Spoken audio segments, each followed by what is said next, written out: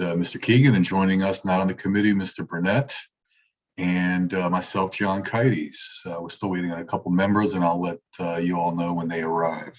You also have Miss Revolus is here too. Oh, I didn't see it. Oh, and Miss Revolus is also with us, who is not on the committee but has joined us. Anyone else I'm missing? Hold on, let me switch pages. We got quite a few people here.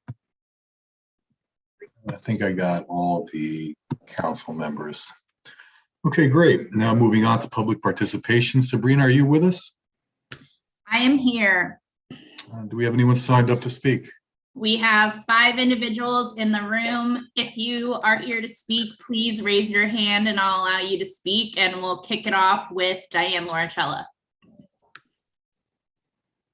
Diane, you should be able to unmute.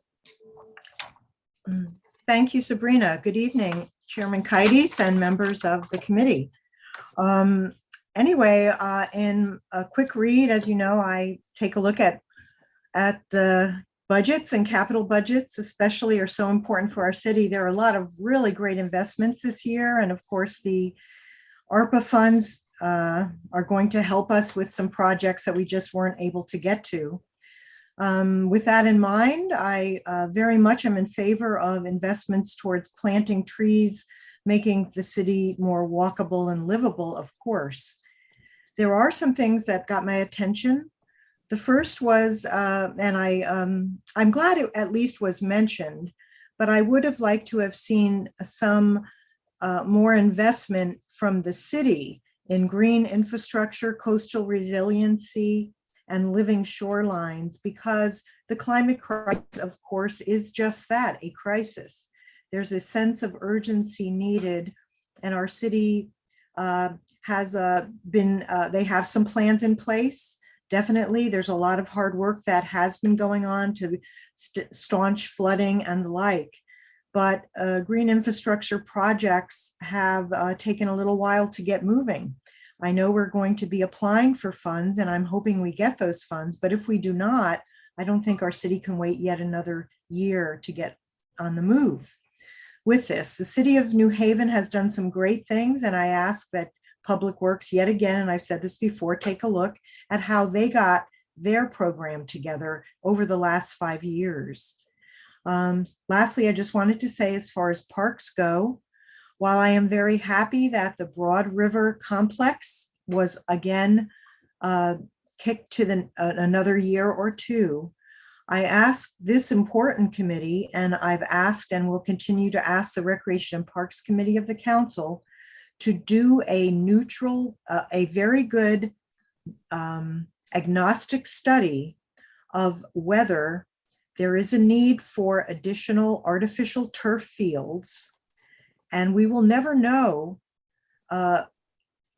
unless we do a study, a proper professional study of the benefits of natural turf, including, of course, the maintenance of that natural turf, having enough staff to handle that natural turf, and also the true full cost from cradle to grave of artificial turf, which we continue to use for the last 5 or 6 times.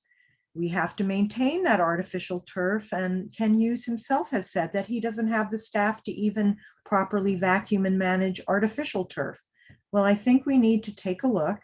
It's very, very expensive. I think if we would do such a study, and this important planning committee would ask the Recreation and Parks and Public Works to do such a study rather, you would find that we should take a look at natural turf, not artificial turf.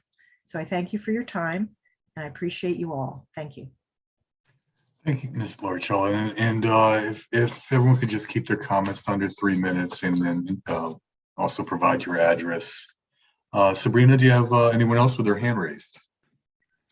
I do not have anybody else with their hand raised. If there is anybody else in the attendee list with their hand raised, please raise your hand now and I'll allow you to speak. Give it a couple seconds.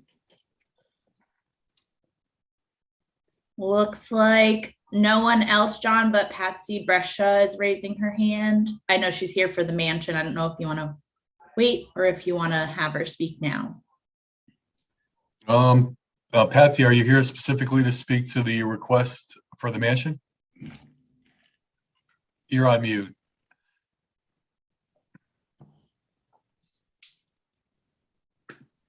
I'm sorry. Yes, I am, and, prepared to answer any questions if there were any that the board needed to address. Obviously, this has been a long haul of many years getting ready to take this final step to complete the mechanical upgrades for the mansion. And we appreciate everybody's attention to this and understanding the importance and significance of this national historic landmark for the city of Norwalk. So if there are any questions that anybody wanted to have me respond to, I'm happy to do that.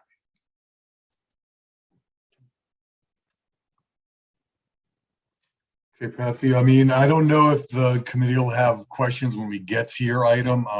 Okay, I'll wait. I'll be here. Do you mind? No, Much not at appreciated. all. All right, thank you, Patsy. You're welcome. John, we also have the East Norwalk Neighborhood Association that's raised their hand. Okay, All right, you should be able to unmute and speak now. Good evening, everybody. I'm Diane Cece from ENNA.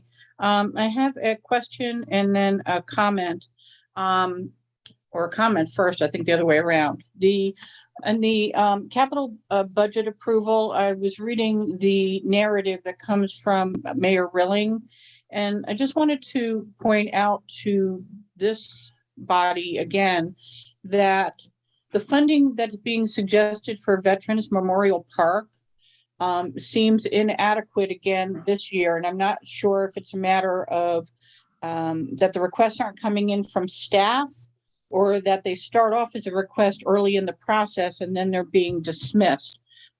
The reason why I'm bringing that up to you is many of you recall that there's a fully approved but not completely funded master plan that already exists for Veterans Memorial Park that the community was engaged in. I think it was $100,000 was expended with consultants and staff to be able to produce that plan from, I think the council passed it in 2013. So I just want to say, it's always disappointing that we're spending taxpayer funds and engaging the community to find out what they want, only to have a plan sit on the shelf.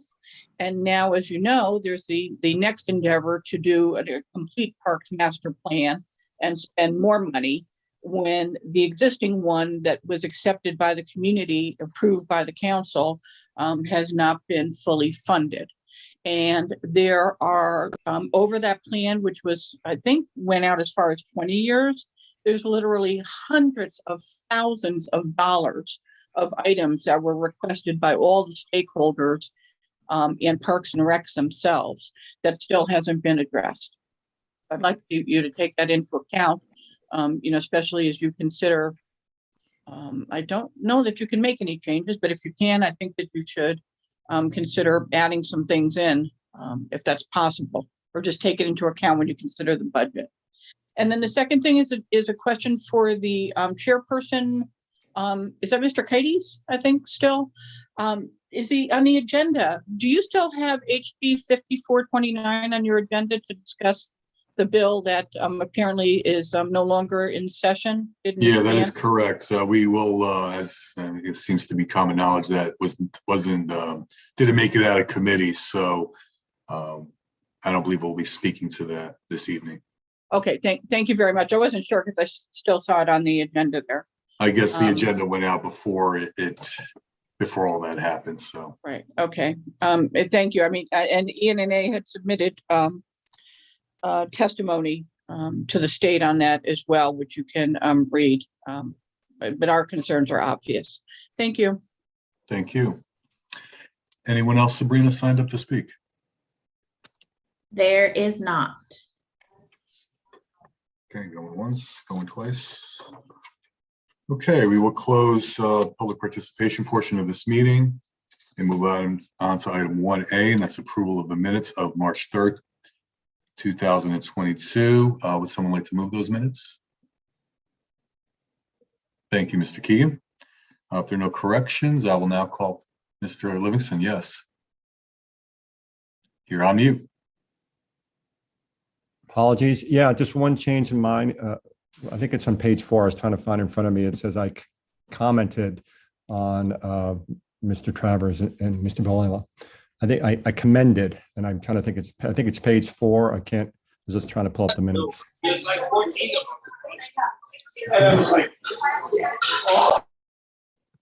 Okay. Any other corrections? All right. All in favor of the minutes as amended, please raise your hand to signify yes. Looks to be unanimous. Great. And let the record show Miss Wilson has joined us as well. Okay, now we'll move on to what most of us are here for, and that's item 2A, approve the advancement of the FY 2023 capital budget to the Common Council for approval. Before I get started on that, would someone like to move that item? Mr. Livingston. Okay, I would like for everyone who is here to speak to their item first to go through each item they have, including the ones that were not recommended for by the mayor, and just give us a brief overview for the reason for the request. That would be very helpful to us here on the council. And I do have one request to have DPW operations and public works go first. Vanessa's with us. She's in and happens to be joining us from Brazil, I believe. And just to help her get out of here quickly, we're going to start with her and then go back to the first item, which would be finance IT. So that being said, Vanessa, would you like to start us off with item? John, do you want me to share the spreadsheet to the screen? Yeah, that would actually be very helpful. Thank you. No Thank you, problem. Sabrina, and thank you, Mr. Chairman. I appreciate the move. I promise to go very fast, answer the questions, and then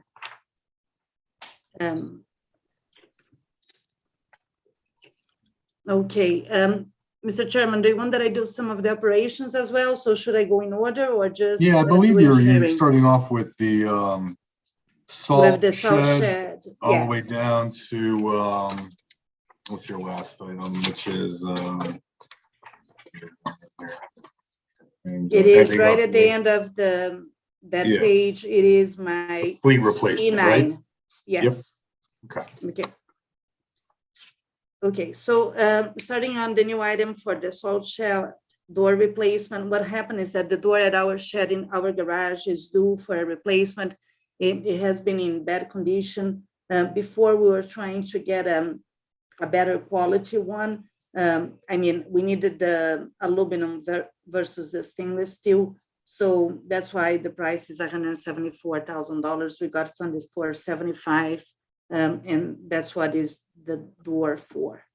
The second item is the truck scale replacement. I believe that we have this item already for a couple of years in the capital request. It didn't get funded last year, so we're again put it back. I believe that we changed one of the scales a few years ago, and this is the second one that needs to be replaced. And that was $250,000. Bridge repairs. So the bridge repairs, takes care of all the bridges that is less than 20 feet span that we are responsible for inspecting and also maintaining. DOT doesn't do that for a few years. So the way that we do our budget is we break down in kind of inspection and consulting. They come with a list of the ones that are in poor and fair condition, and then we do the design and we replace them on the following year. One thing that happened on this year was we have a failure on the Rowayton Avenue Bridge. That money is not showing there because we got a special appropriation to do that bridge after that money, but that's how we are able to identify the bridges and then we fund the repairs for them. So in our backup, there is a list of the bridges that we are doing first. Next item is the structure inspection repairs. For that one, we do not have anymore a structural engineer in-house. So what we do is, in case we have any structure inspection that needs to get done, we hire someone just to do that. So for instance, on Washington Street, some of those basements have that coal the vault, and a few years ago, we have to be have a structural engineer. So when they were doing any work on the sidewalk, we were able to stabilize in the building. So that's why we have that. It's not a big amount of money. We have that every year. My next one is the West Cedar Street Bridge. That is part of that federal fund bridge replacement. It is a 80%, 20% share. So the state pays for 80%, the city pays for 20%. We are finalizing design. We're gonna get this bridge out for bid probably this fall for construction next year. It is over $4 million, the total cost of the bridge. So what we did is we fund our share in about 2 years. What happened on the numbers that you guys see, it does show also the part of the 80% that we should have that money in place before. But if you go to the breakdown of that item, you're gonna see what it shows as revenue and what it shows as city portion. But it's pretty much 4.2, the cost of that bridge, and we are paying for 20% of it. Pavement managed program is really one of the core programs that we have on engineering. This dictates which roads we're gonna pave. As you are aware, we have a 5-year forecast, and based on that is how we do our paving program. We asked for $7 million this year, and the reason that why we increased there is a couple of things. First is that material has got more expensive, construction has got more expensive, and now we are able to get to a few other streets that needs to get done. We have a whole program under that. It's not only paving. We're gonna see the breakdown when I get through, but we are trying to be more efficient and get the roads that needs to be paved in the next few years, work it ahead. What that means is that we check if there is any utility conflicts on the roads that needs to be fixed, and we let the utility company knows, and also make sure that they're not gonna have future projects on those roads. Also, we check our drainage, make sure that if there is any repairs or replacement of existing pipes that needs to get done, we do the drainage. Then on the streets that we already have sidewalks, we repair those sidewalks, and finally we pave. So it is a very large program, and that's why it is one of our highest item every year. As part of the paving program, but just to show how much we're putting on sidewalks, we go for the sidewalks and curbs. Originally, we asked for $3.5 million last year. That's about what we got it from it. This year, so far, we only get it funded $2 million. I have a request on this item, Mr. Chairman. Do you mind if I go through this now, or would you like that I prefer that I go through everything and then I ask for the change?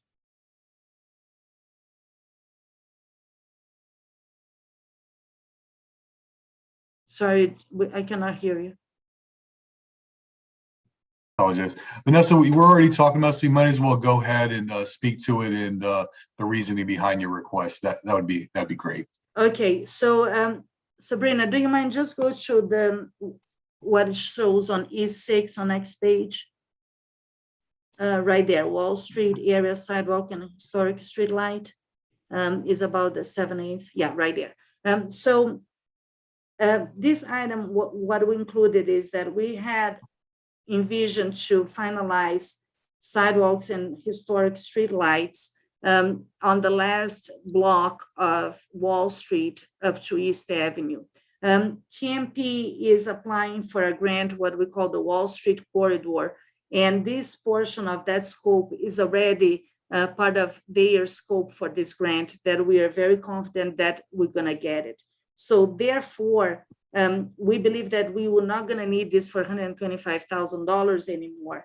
But I would kindly like to request that this approval of these funds get moved to my sidewalk and curbs. Again, because originally we asked for 3.5, that's what we had last year. And now we just got 2 million, we are 1.5 short. and at least 425 will give us a little bit of extra room to try to do a little more than we want. We understand that a lot of people want sidewalk. We know that some of the sidewalks needs to get improved.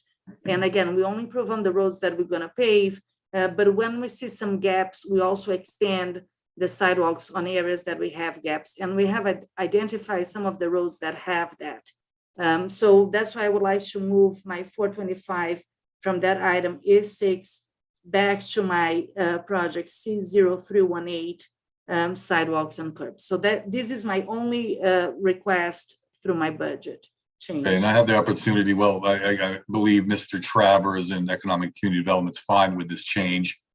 So that being said, I would like now to propose an amendment to move $425,000 from the Wall Street area sidewalk and historic street lighting project to item C0318, sidewalks and curbs, totaling that request to $2,425,000. So would someone like to move that? Mr. Livingston. Okay, now we're just voting on the amendment. There may be others. So all in favor of the amendment, please raise your hand to signify yes. I'm sorry, I don't have you all on the screen. Mr. Keegan, are you yes? I am a yes. Okay, and I believe, and let the record show, Ms. Young joined us at 7:16. Ms. Young, are you also a yes? I'm sorry, I can't see you with the Yes. with this. All right, great, perfect. Okay, moving on. So my Vanessa. next item is the footpath replacement. The footpath replacement is just the asphalt footpath that we are responsible to maintain. I didn't get any fund for this portion, but to be honest, I'll be able to cover a little bit with this change that you guys just did it. So I'm fine with that. My general drainage got funded through the ARPA money. What is the general drainage? I just want to explain is where we buy our materials. So what happened is we buy all our catch basins, manholes, tops, using this fund. And also our on-call drainage contractor also get portion of his contract get funded by it. So if we have an issue in one of our pipes that needs to be replaced, if we had a head wall that failed, we usually use this account. ARPA, with the ARPA money, we're able to cover that. So that's why that money was withdrawn from this year. Stormwater management plan is also our drainage managed plan program. We have a major, I'm sorry, this is not it. This is what we call the MS4. It's something that the Connecticut DOT has required us to do. We have been requesting this money for, I believe, 4 or 5 years, and we never got funded.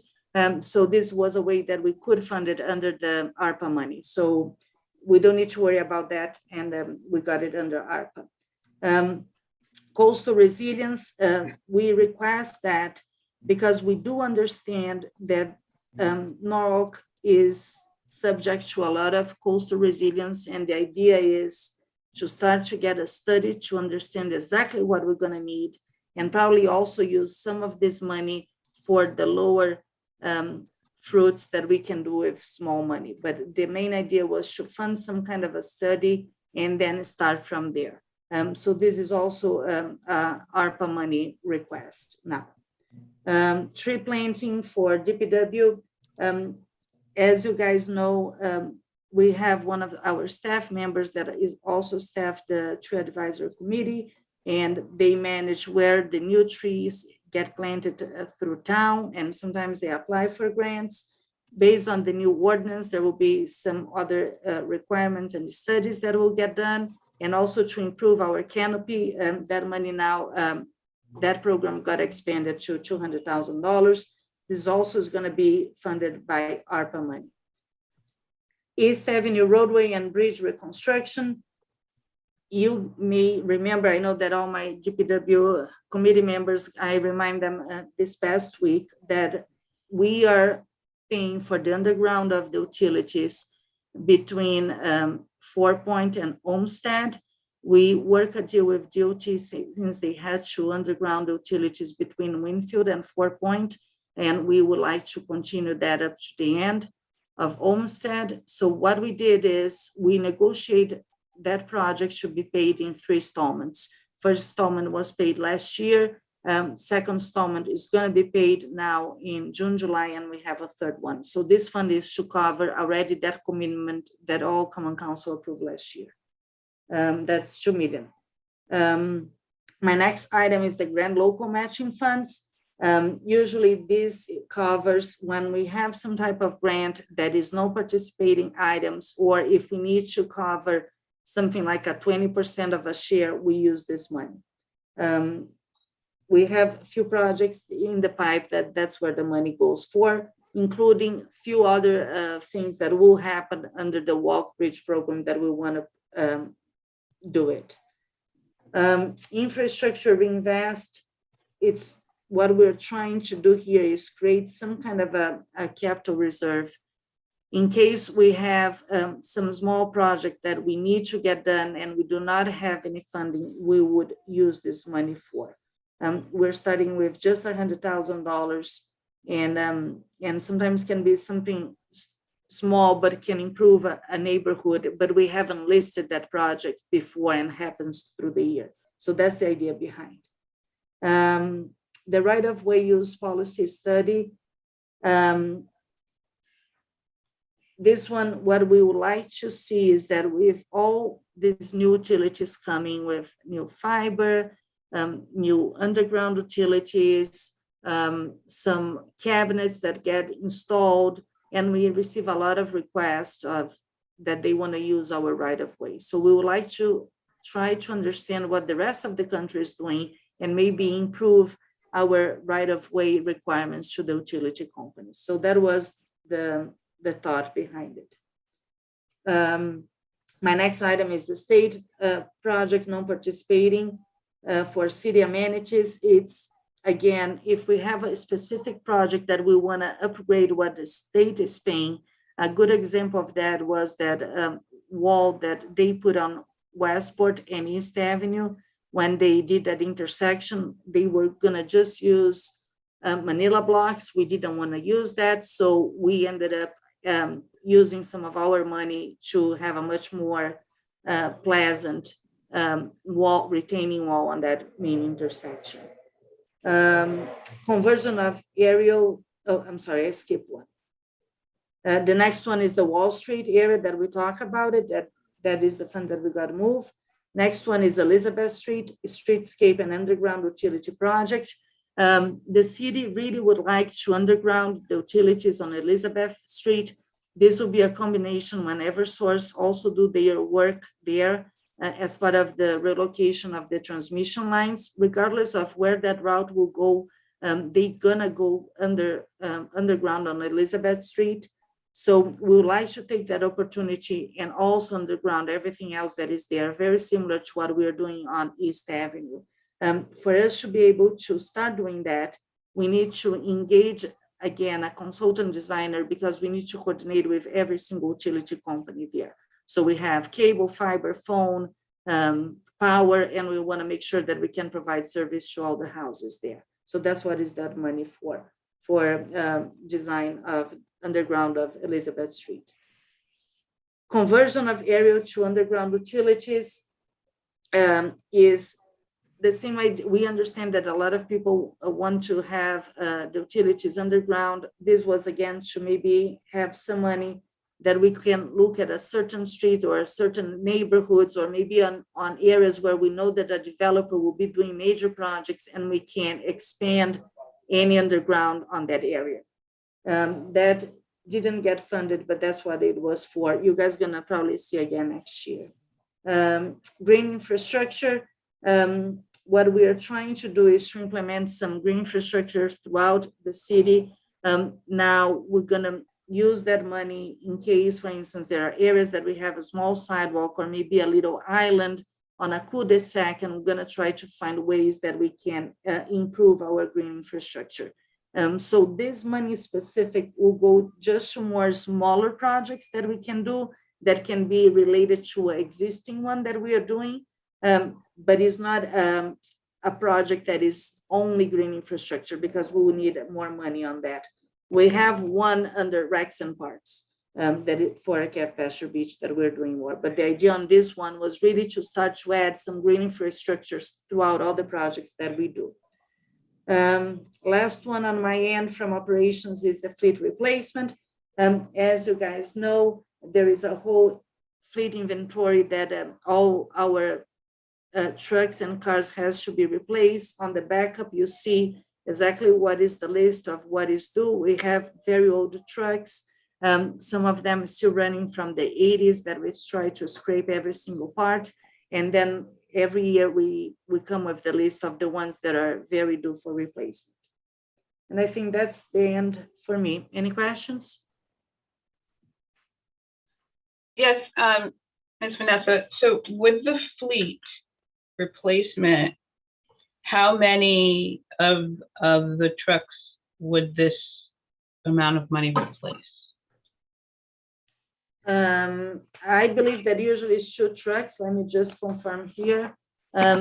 Sabrina, I don't think that Chris got the link. So let me just double check here so I can. Vanessa, I just promoted him to panelist, so he should. Okay, thank you so much. Seconds, no problem. Hello. Thank you, Chris. Hello, everyone. Sorry, I was a spectator before. Someone just let me in. I appreciate it. Ms. Young, the fleet replacement, I can't see it because it's so small and I don't have my glasses, but that money only replaced 1 truck. Okay. Wow, thank you. While we're And so on what does fleet the real fleet quick, look like as far as replacement goes? I mean, how many would you say need to be replaced? we still have 3 trucks that were purchased in 1995 that are actually plowing on the road. And then we have 10 trucks that were purchased in the 90s that are still in plow routes. And we have 28 trucks that have been replaced. We usually do 2 a year over the last 10 or 15 years. You know, we standardized our fleet so we can salvage every single part until it's just scrap metal. There's some council members asked me to look into electric vehicles, and just so you know, the price tag on an electric sweeper that does not have the capacity nor the power to sweep a municipality is $800,000. Next year's plow trucks, they told us, because of the price of steel, are going to be $260,000, just to give you guys some perspective on what's coming down the pike. Thank you. I'm sorry, can I just follow up on that, just so I'm clear? The fleet replacement amount is $995,000, right? So that's more than, yeah. So how much? I'm sorry. I was told earlier that I only got 1 truck. Well, I was going to say that's a pretty nice approved. truck.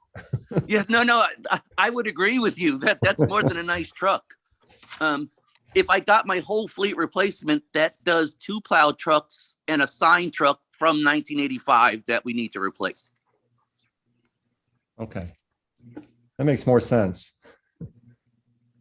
I'm sorry. I No. thought I only got approved for 1 truck. Yeah, you got everything you requested, Chris. Yeah, 955. Thank you all so much. I am praising you on my hands and knees right now. Thank you. Any other questions for Vanessa?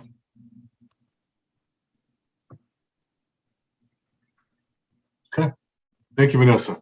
No, thank you. I really appreciate that I was first. Thank you so much. And thanks for all the other head departments for your patience. Have a good night, Safe. everyone. Thank you, too. Vanessa. Safe trip.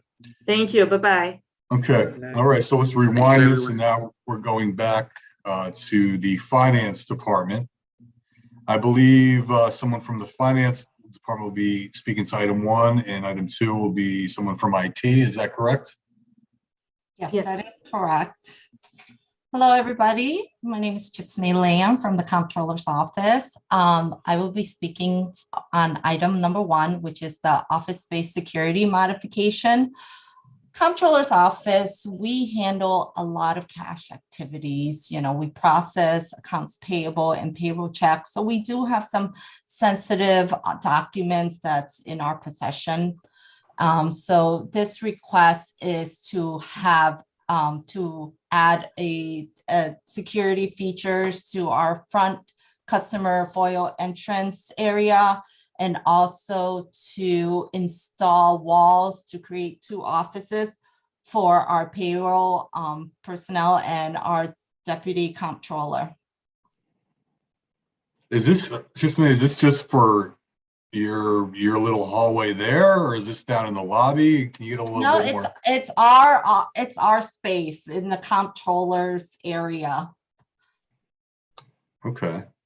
Is this something that's being done in other areas of City Hall, or just specifically your hallway? I think, I don't know if it's done in other area or other departments, but we want to make sure we have the budget for our specific department. I guess my initial thought is if something was going to be done like this, you would think it'd be done in kind of a unified manner where maybe cost efficiency and overall monitoring, and I don't know, like it just seems a little out of the ordinary to me personally. Yeah, we talked to building management just to get their input on it, but they suggest that we have a budget for our specific office. So we want to make sure we have this in place. If there's is an overall of the whole building, I believe that's more of the building management department. Okay. All right. Any other questions to that item? Okay. All right. Great. Thank you. So I guess someone's from IT for the next item. We'll be Yes. speaking. Hi. This is good evening, everyone. This is Joyce Liu, IT director. So we have this one big capital budget. Just underneath that, there is a 9 items. Total for the capital request this year, we have $683,000, $770. So the total capital request is for if we categorize all the items will be for public safety and library, cybersecurity, and all the other departments.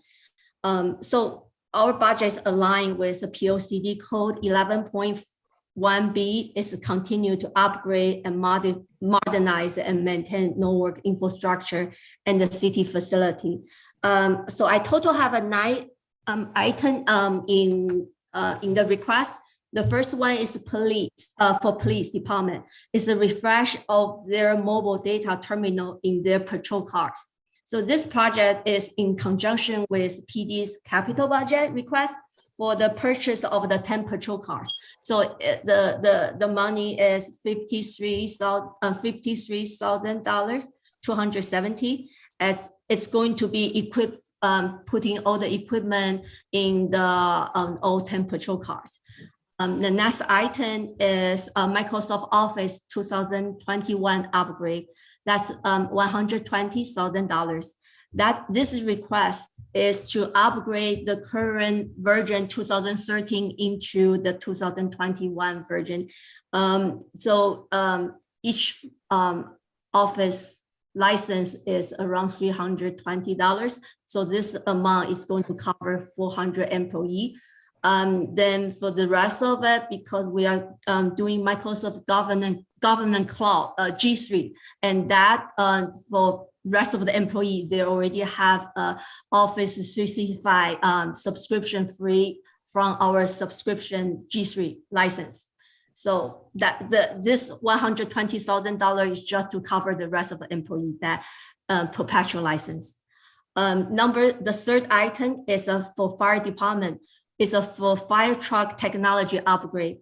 So this technology upgrade is for all the all the 12 fire trucks.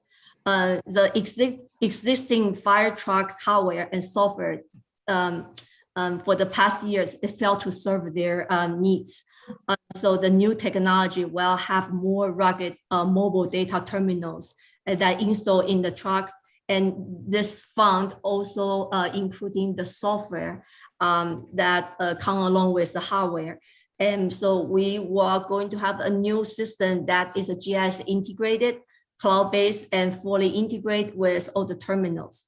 So this is really a major upgrade for the fire department. The number 4 is a cybersecurity project.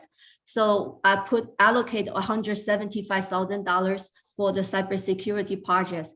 So giving us the current needs of the cybersecurity, like all the attack around, in whole wide world, IT is constantly looking for technology that it will help us better manage our network. The project we are thinking about, where I want to, adding to next year will be SaaS vendor management, data encryption technology, and disaster recovery, and some incident response. So those are the project we would like to utilize. That if we see we constantly looking for better solution to to take care of our environment, so we are in a better protection. Also. Okay, the number 6 item is a server refresh. That is, we put away $17,500 for the server refresh. Even though we putting lots of server in, lots of software in the cloud already, but just to maintain the infrastructure, we have a lot of file server, SQL server, and data server. So we put in this number amount every year just to maintain the basic needs of the in case the server is down, and then putting the 5-year rotation. So because those server is 24/7, 365, so lots of time we just need to have a spare one just to prepare that in case. And number 7 is desktop and laptop technology refresh. This is $165,000, and that is the citywide laptop, desktop technology, hardware refresh.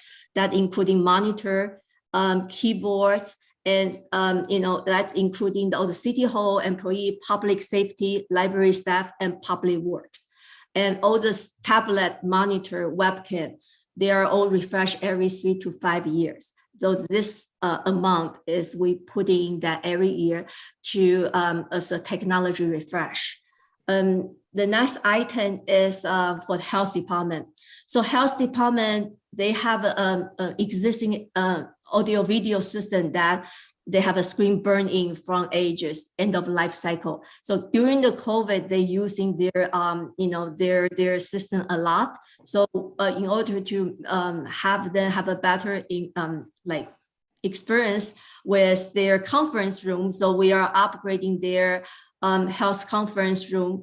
We put in $7,500 for that to just replace the smart board in their conference room, so they can utilize the better technology to interact with during their meetings. And the last item is for library. It's a public access computer refresh. So this one is for a Men and Sono library, the public computer. Right now we have around 170 of the public computer. It being utilized a lot by the residents. And then every 5 years, we are doing the rotation of all the library computer and tablet and also anything that along with library technology, that money is $38,000 is allocated just for the library public computer access. That's the end of my my budget item of my budget. So I'm here to answer any question you have. Thank you, Joyce. Any questions? Thank you for that very detailed explanation. That might be a little bit too detailed for everyone. No, I found it very informative. Thank you. Thank you so much. You're very welcome. Okay, moving on. We have community service. Majority of these are library items. Sherelle, will you be speaking to these or someone else?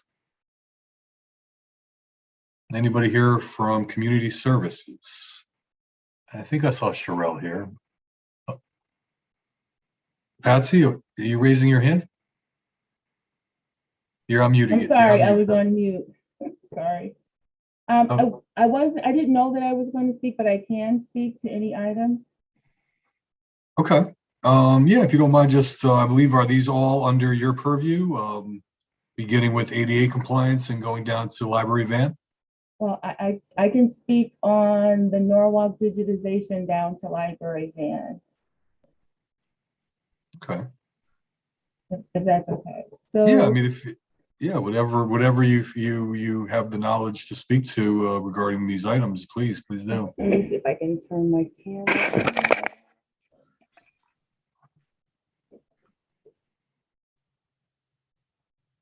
Okay, so forgive me, I wasn't necessarily prepared to speak. For the Norwalk Library digitization, this was,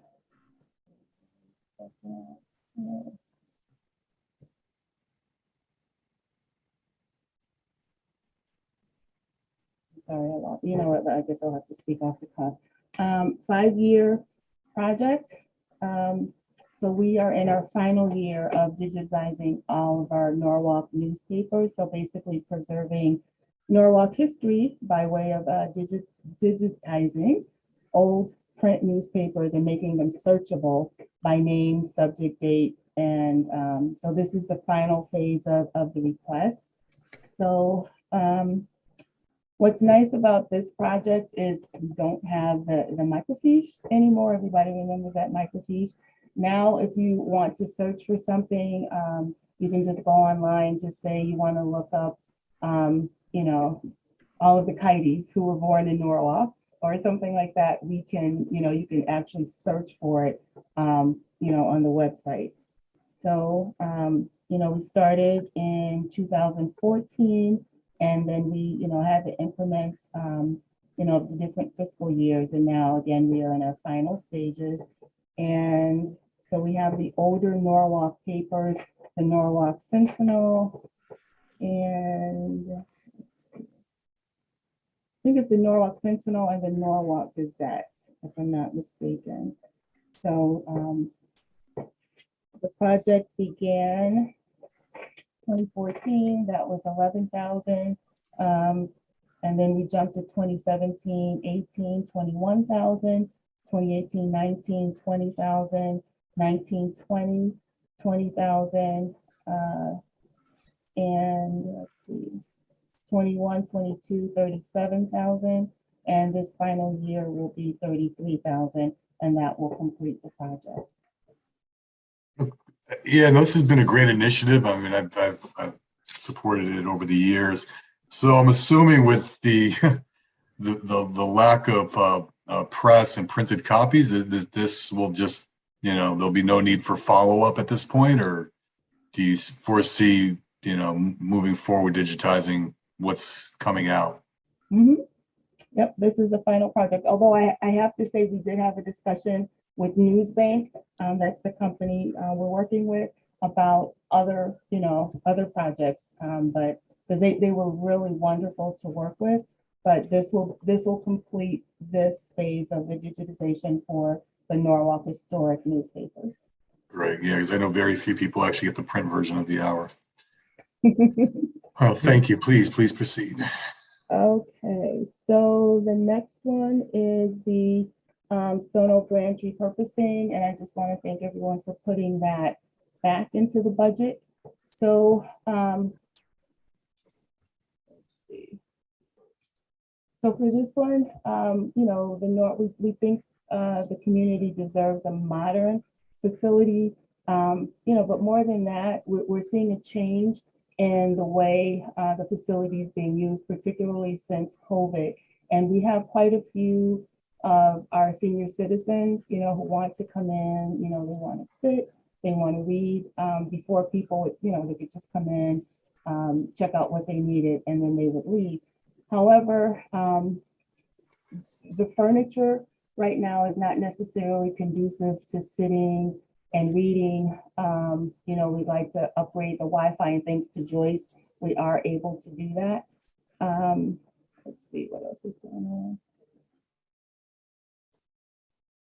So the repurposing project basically accommodates the safety and comfort for the baby boomers and the senior citizens. It allows for the expanded and diverse use of technology, and basically having rooms that can be readily repurposed really helps with our demand for meeting space. The branch, is obviously smaller than the main library, and there's not a lot of meeting space outside of our community room. So if we have rooms that can be repurposed easily with lighter furniture, we can change, the rooms easily into a meeting room. Just say our reading room, if we have a projector in there, we can accommodate maybe a group of 30 who may need a room. And then our computer room, we're still deciding with the design if that might be possible. It may not be with the stationary computers, but we're still working that out through design. Silver Petrocelli has been wonderful. They listened to our needs. When we did the survey, one of the bigger things was, people really need meeting space. They need, space to, corporations need space to meet. We also have associations that need space to meet. We have people who want, one-on-one tutoring, small group space. So they really listened to our needs, and they came up with really nice design, and particularly, to accommodate our elderly. Cheryl, is that building owned by the city or the taxing district? It's owned by the second taxing district, but it's leased, I believe, for $1 a year by the city. Are they responsible for any maintenance to the building, roof? So normally the city is responsible, but I have to say with this project, they've been very, very generous. They are paying for the entire cost of the lighting. Let's see, which comes to.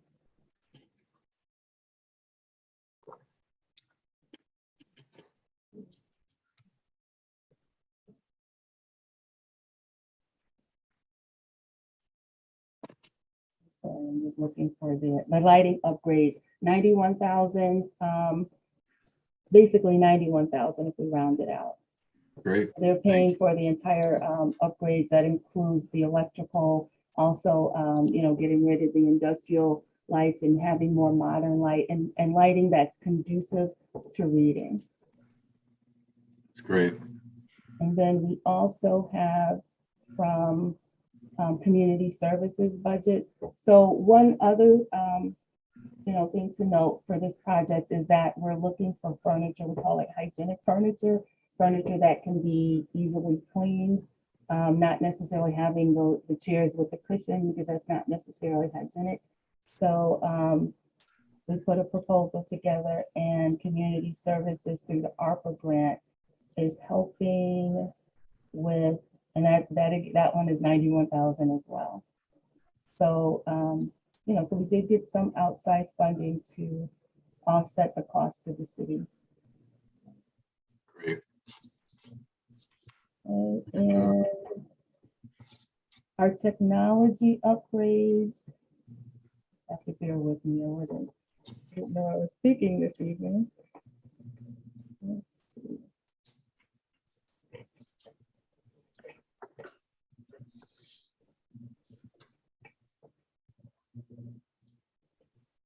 So the technology upgrades, basically, and I want to thank Joyce as well, because her team has been really helpful. So what she did mention, the public Wi-Fi access points. So we've requested money for digital back office and our operating budget. However, we need to update the access points to handle the strength of the signal. So the access points were priced by the city IT's department, and that came to $1,500. We have really old Mac computers, and many of Norwalk citizens, including the students, use Mac for more creative endeavors. So we are replacing our 7-year-old Macs that can no longer be updated because we want to offer the public, and there's some who just prefer Macs. We want to operate them. We want to offer them that kind of operating systems that they're used to. And so the Macs, including the Apple Care, were priced at $11,100. We also needed a poster printer, which we're hoping will cut down on some of our printing costs. And it will allow us to print sizes that our current computers can't, or printers can't accommodate. And that was priced at $2,500. And we need to replace our 3D printers, 1 for each building, priced at $2,100. And our laptops that will be connected to the 3D printers. And that total cost was $3,200.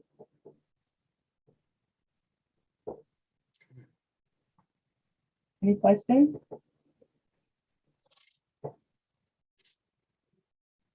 Okay, thank you very much, Sherelle. And so I do want to point out, we did request a library van and it was denied. One of the reasons that I saw was that we didn't work with Fleet, but I just want to say for the record that we did work with Fleet, and that's how we were able to get the cost of the van down by $10,000. I thought we approved this, Sherelle, a couple of years ago. I can't see the full thing, so I can't control it to move it over, so I couldn't see it. So you did approve it? No. I mean, in years past, I swear I thought we approved it. No, we started talking about it, I believe, back in 2016. But this particular budget, and I can't see the full screen, so I can't move it over to the right. But initially, the cost of the van, let's see.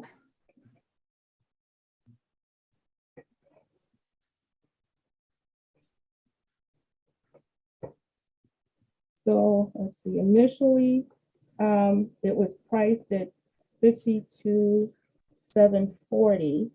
And then with Fleet, working with the city's Fleet department with their state contract, we were able, and I'm sorry, let me read this. We were able to get the cost down by $10,000.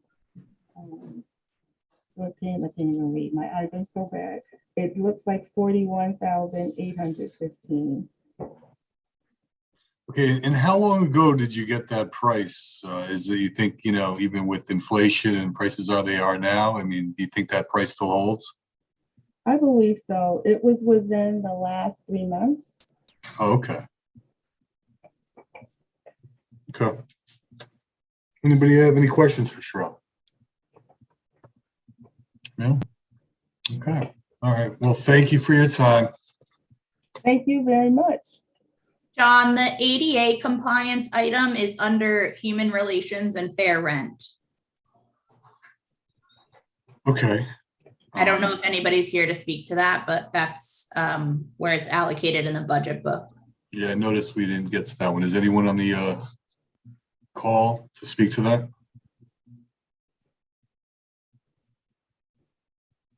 Okay. All right. I guess if no one's here, if anybody has any questions about it, let me know and I will direct those questions to the person familiar with the item. Okay, moving on.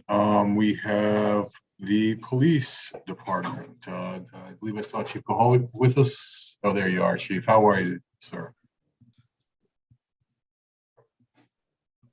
Hey, good evening. How is everybody? Thank you. Can you hear me? Yes, sir. Okay, very good. So we have a very simple request, actually. Our only item that was not approved was our unmarked vehicles, which is our vehicles for myself and the 2 deputy chiefs. And this item was removed from the budget last year as well. And the year before was removed, and we used insurance funds at that point. And just to give you an idea of how we do that, when we purchase vehicles, we usually assign them to myself and the deputies. We trade them down so that the mileage doesn't get too high, and then cycle them down. And then over time, usually those unmarked cars will last 10 to 12 to 15 years. So right now, our vehicles have 80,000 miles on them, or thereabouts, the 3 of us. So if this purchase is not approved this year, by next year, even if it was approved with the delays that we have with the supply chain, our vehicles will have well over 100,000 miles and will have very little value for the different units that would get them down the road. And it would really hurt us moving forward. So I was disappointed that they were cut. I understand that it's a trivial item compared to some of the other items that people are looking at, but in retrospect to the entire budget, it really hurts our agency. Not so much us, because I don't really need a new vehicle, to be honest with you. But when it comes to the lieutenants and sergeants, we have a vehicle that's in our youth bureau or SVU that's, I think it has 120 or 40,000 miles on it. It's an old Crown Victoria that's from I forget the year. I mean, it's a very old vehicle. So that's the only comment that I'll make, on what was not recommended in this budget. The rest of the budget is items that we obviously need and were approved. So I have no comment on that. So Chief, the difference, we're talking about $170,000. So that would have been the cost for the 3 unmarked Explorers? It's those 3, plus I believe an ATV that we use at the beach. We have an ATV at the beach that's probably 20 years old, 25 years old, something like that. I mean, it's still functioning. It's very old. It's not a critical item. It'd be nice to replace. And we're looking at other methods to replace that. But the unmarked vehicles are, in my opinion, more important than that. So I'm not even arguing for the ATV at the beach, although I think that is important, but not as important. Yeah, we'll definitely keep that in mind when we're voting on this. But I'll be happy to answer questions on the other items or on those items.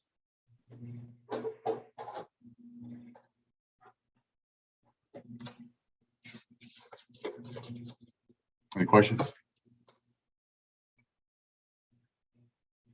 Okay, so I guess all you have left, Chief, are the scanners. Well, the Faro scanner, that's been in the budget for 5 years now. That is a 3D scanner that's used for crime scene and crash reconstruction. We have one currently, but it's old technology. It can't be replaced. I mean, it can't be upgraded at this point because of the technology. And it's used for any serious crimes and for major crashes, such as fatalities or serious injury crashes. Our ID unit comes out, and what that's able to do is give a 3D representation of the scene, which in the old days, when I was, 30 years ago, we used to do it by hand, and obviously not what it can be today. But it's very important because every serious incident, crashes and the major crimes, murders, serious assaults, when they go to court, everything has to be documented and has to be up to par for the jury. So it's important that we present the evidence true to scale and give them a true representation of what it is. It also allows the ID unit to document the scene in what used to take hours, they can do in 20, 30 minutes now. So although it's an expensive item, it saves over time, it will save thousands of dollars for the city over the time of this item. And like I said, the current scanner, we do have a Faro scanner now, but it's an old technology. It's now outdated and can't be upgraded. So this is something that we've planned on for the last 5 years, and it has been approved this year. Yeah, I see that. Mr. Livingston. Yeah, thank you. Chief, in terms of those vehicles, are there any other sources of funding for those, either grants or, confiscated funds or anything like that? Yeah, we have used those. We have used the asset forfeiture in the past. We have used the insurance funds, as I mentioned, in the past. But those funds are limited right now. So because we've used it over time, that's how we've been able to replace those vehicles.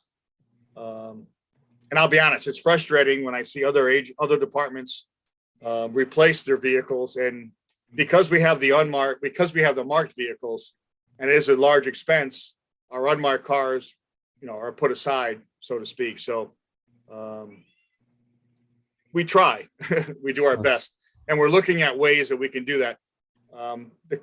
Several members of the council have asked us to look at electric vehicles, and I've said that I'd be happy to purchase an electric vehicle for an unmarked vehicle through within the 3 vehicles, that we're looking at right now. But again, if they're cut from the budget, we're not able to do that because electric vehicles right now for our marked fleet is not really something that will work because our cars are 24/7. There's no time for them to charge. It's not something that we're able to do. So it's with our unmarked fleet that we can do electric vehicles, which was something we were going to look at. Okay, thank you. Chief, has inflation affected your purchasing power with fleet vehicles? I know you have like the buyers club or however you guys usually purchase vehicles through the state, that program. Is that how the price is there? Well, next year, we're not sure, to be honest, but prices have gone up like everything else. But what we've seen a big increase is in the upfit of the vehicles, more so than in the vehicles themselves. But again, what I'm told is from Ford is that any vehicle we ordered July 1 of this year, 2022, is a 30-week wait. So if we're not able to get unmarked vehicles July 1 of this year, we're looking at probably 2.5 years before we'll see an unmarked vehicle back in our fleet, which would put our vehicles at around 200,000 miles at that point, or 180,000 miles. So that's the real concern that I have, is that the supply chain delay really puts us in a bind. We're in a bind with marked vehicles, but obviously marked vehicles are more important than unmarked. So we're always looking to make sure we can make our frontline fleet, top notch. But we can't neglect the rest of the fleet. Agreed. Any other questions for the chief? All right. Thank you, Chief. Thank you, Deputy Chief Zecca, for your time. All right. I appreciate it. Thank you. Thank you. Next up, we have the fire department. Do we have Chief Gatto here with us this evening? Do I see you on the call? There you are. Yes, sir. Thank you, Mr. Chairman. How are you? Good. How are you, sir? I'm doing good. So this year, we're very lucky to have all our 6 items approved so far. I will go down line by line to explain them to you. So item number 1 is the apparatus replacement. That is for the replacement of 2 frontline fire engines, the vehicles that carry water.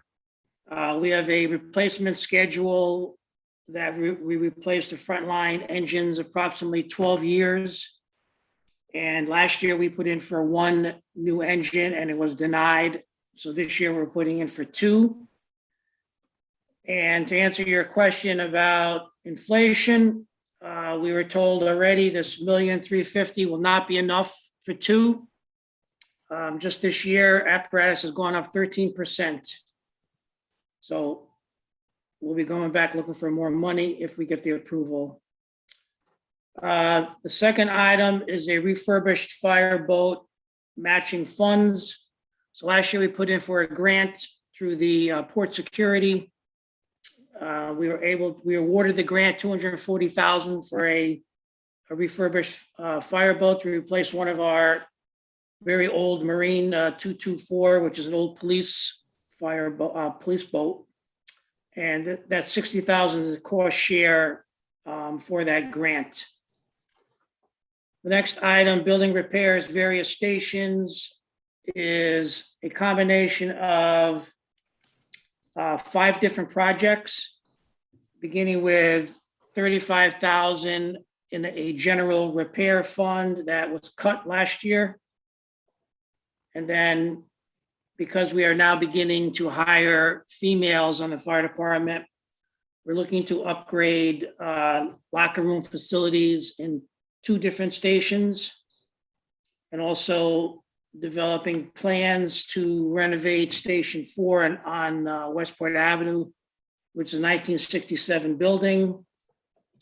And we're looking to replace the sodium lights in the apparatus garage to LED lights.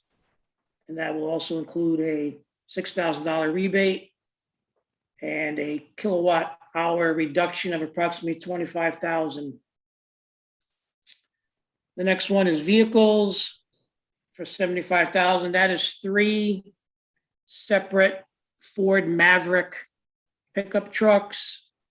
And the reason for that is we are replacing several of the fire inspectors' vehicles, which are now, I believe, 2010 Ford Escapes. And the reason for the pickup is you can segregate the individual from any kind of contaminated any evidence or any soiled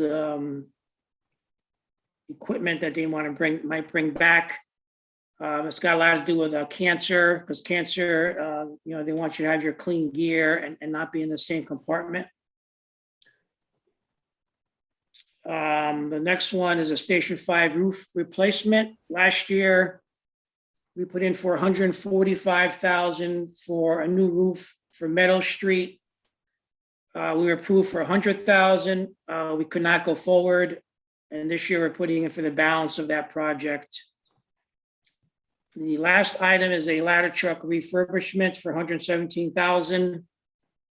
And I have one of the other assistant chiefs could explain more about why we really need that money to refurb that truck.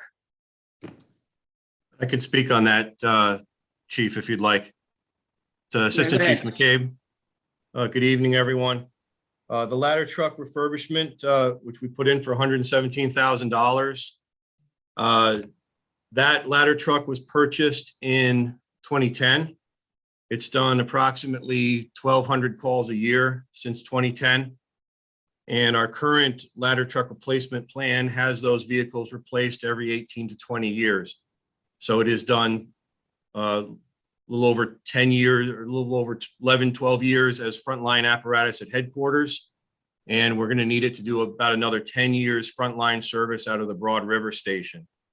The trucks held up well, but unfortunately, due to the ice melt and the salt that's put on the highways and the roads in the winter, it's got extensive rust on the frame, on the body.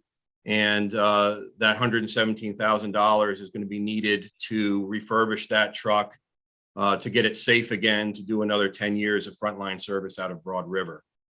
So that's why that ladder truck refurbishment item is paramount to us to keep that truck on the road. Thank you, gentlemen. Any questions? I'm glad to see that everything that you requested has been recommended by the mayor. Yeah, thank you very much. Appreciate it. Good stuff. Thank you, guys. Thank you. All right, have a good night, everyone. You too.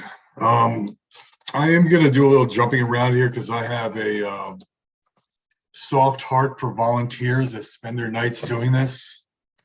So I'm going to, as a fellow volunteer, I'm going to move over to jump over to economic and community development, starting with item C0186, Lockwood Matthews Mansion Code and Repair. I know we have Mr.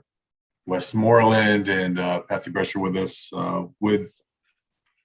I believe, Patsy, you'll be speaking to this item. Is that correct? Yes, yes, I will. Please proceed. Well, this is a project that has been in the works since 2008. And it is to bring heat and electricity to all of the floors within the building. Currently, when you visit the mansion, the first floor is quite elegant, amazingly so, and has heat and electricity, but not enough heat to let us stay open year round. So we close for 3 months during the winter.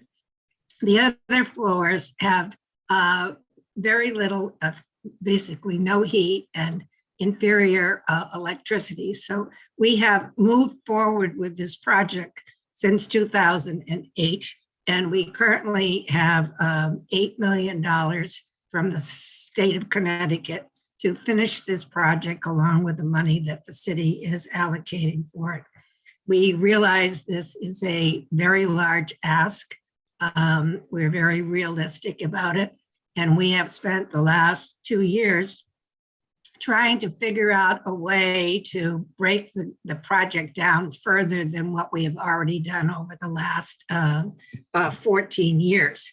And our architectural team has indicated that that is virtually impossible. The building is, as you know, was built during the Civil War. It's an amazing building with national historic significance, and is very important for us to bring this building up to a code that we can utilize it year round and to maintain the building. So this is a strictly mechanical project. We have engineers and architects on board. We're meeting with the state of Connecticut every week, every Monday at 1 o'clock. So we're all working together to make this happen as quickly as we can, because obviously we're all understand what the inflationary factor and the supply chain is causing right now. So we're hoping to be going out to bid late summer and start construction as soon as possible. I don't know if there are questions. I'm happy to try to answer them for you.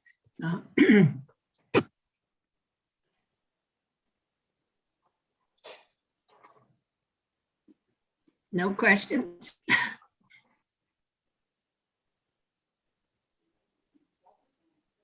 Any other items you'd like to speak to?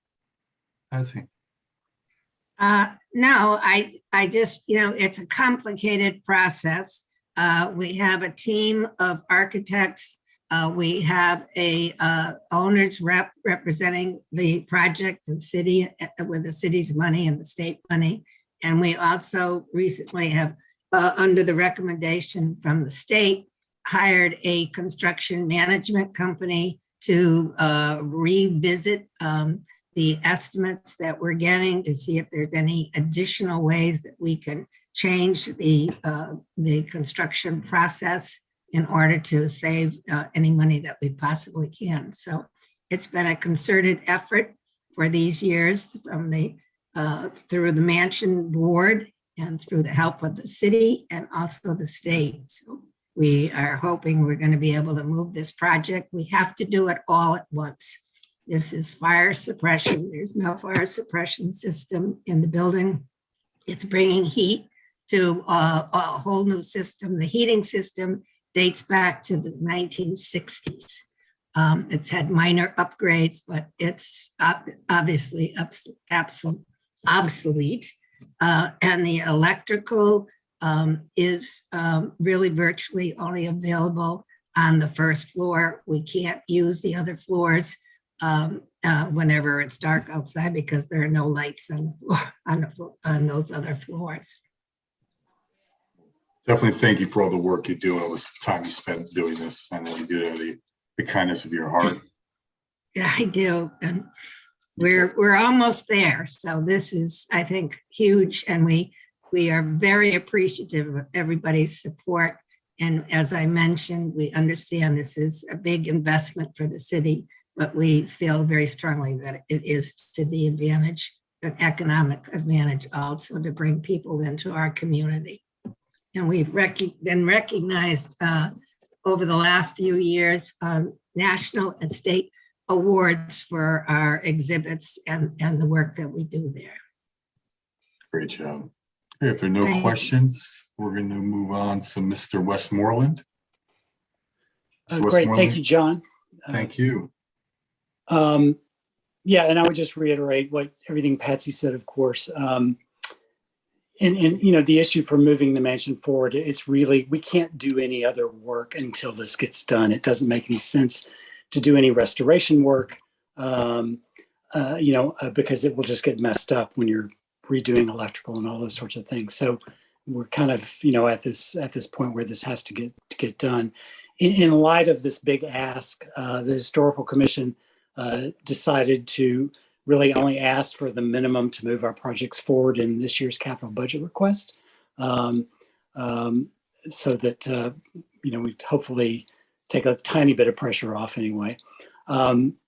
So we're not asking for a whole lot, and I'll just go through those real quickly. Smith Street buildings, this is primarily the restoration of the old jail on Smith Street. Eventually we'll restore the barn, but as you probably know, this building was damaged in a fire 10 years ago. And we've been working on it ever since, little by little. The exterior is completely restored. We're actually just finishing a $625,000 grant we received from the state to implement new sidewalks and exterior ADA access to all the buildings, to both buildings. And that project is a little bit delayed, so we're finishing that up. So really, it's really okay that that project's not recommended for funding this year to do the interior work. So we'll work on a good plan to get the interior work going in next year's request. So we're really kind of okay with that. We'll finish out all the exterior work and then refocus on the interior after that, and hopefully bring the building back online in a couple of years. ADA access Mill Hill master plan. We're just asking for $18,000. We just finished repointing all the brick on the townhouse last year. The building is in desperate need of painting, and there's some wood repair needed on the tower, and that money is going to go to that. And that's been recommended. The museum collection, the city owns a very substantial and important museum collection. Paintings worth, you know, tens of thousands of dollars, other objects. As we put these things on display, or as we're storing them for the future, we run across things that need to be repaired or conserved to protect and improve our investment in the museum collection. So that's what that money is for. And then again, $10,000 on cemetery site work. As you may have seen, we're rebuilding the wall at Kellogg Comstock Cemetery, and we actually just rebuilt the walls on the park side at Pine Island Cemetery. We have tombstones and other things that get damaged, and we need this money just to do repairs and improvements as things occur in the 4 city-owned cemeteries. And that's pretty much wraps up our request this year. Thank you, David. Any questions? Great. You both have a great night. Thank you for coming. Okay. Thank you very much. Have a good evening. You too. All right. Seeing Mr. Bedoli, you only have a couple items. If you don't mind just speaking to that, starting with affordable housing. There you are. Yeah, definitely. How y'all doing? Very well. Thank you. All right, great. Well, I appreciate it. Good evening, everybody. We just have 3 items on the budget here. The affordable housing item, it's a pretty specific number. It's at 359, 389. And the reason being is that the agency had worked out a deal with Trinity for the 3rd phase of Soundview Landing to provide some needed gap financing for that to complete 56 affordable units over there. The agency had historically received about $250,000 per year, and it doesn't really go so far when you're talking about, large scale affordable housing projects. So they developed this innovative financing approach to that. So this actually just pays down the final balance of that debt. We kept coming back, but I think this year we all sort of discussed that it's at the point now where it might be best to just pay it off. And then the city will be transferring sort of the responsibility of the affordable housing oversight with the new plan and the committee you all created. So this will kind of close out this account for us. You want me to go through all three, or do you want me to, is there any questions on that one? Yeah, anybody in the committee has a question, feel free just to speak up. Doesn't look like there are any questions for that one, Brian, if you want to move on. Okay, great. So the next one is actually very exciting. We just found out yesterday we were awarded the DECD Community Challenge Grant to the tune of $6 million for infrastructure improvements around the South Norwalk train station. This will actually enable a $12 million total project. The project requires a city contribution, and that's what this $3 million is for. So we all went through this. I know when we put the application in to talk about the project and sort of the city's interest in doing it. Now it's a very real thing. We were one of 12 communities to receive it. We're actually the second highest grant in the state of Connecticut. So it's pretty exciting. But this is obviously the local share contribution to get the that return on investment. And this is for improvements along MLK, Chestnut, Henry, and Monroe primarily. And then also money for affordable housing to actually rehab existing affordable housing stock and do some underground utility work.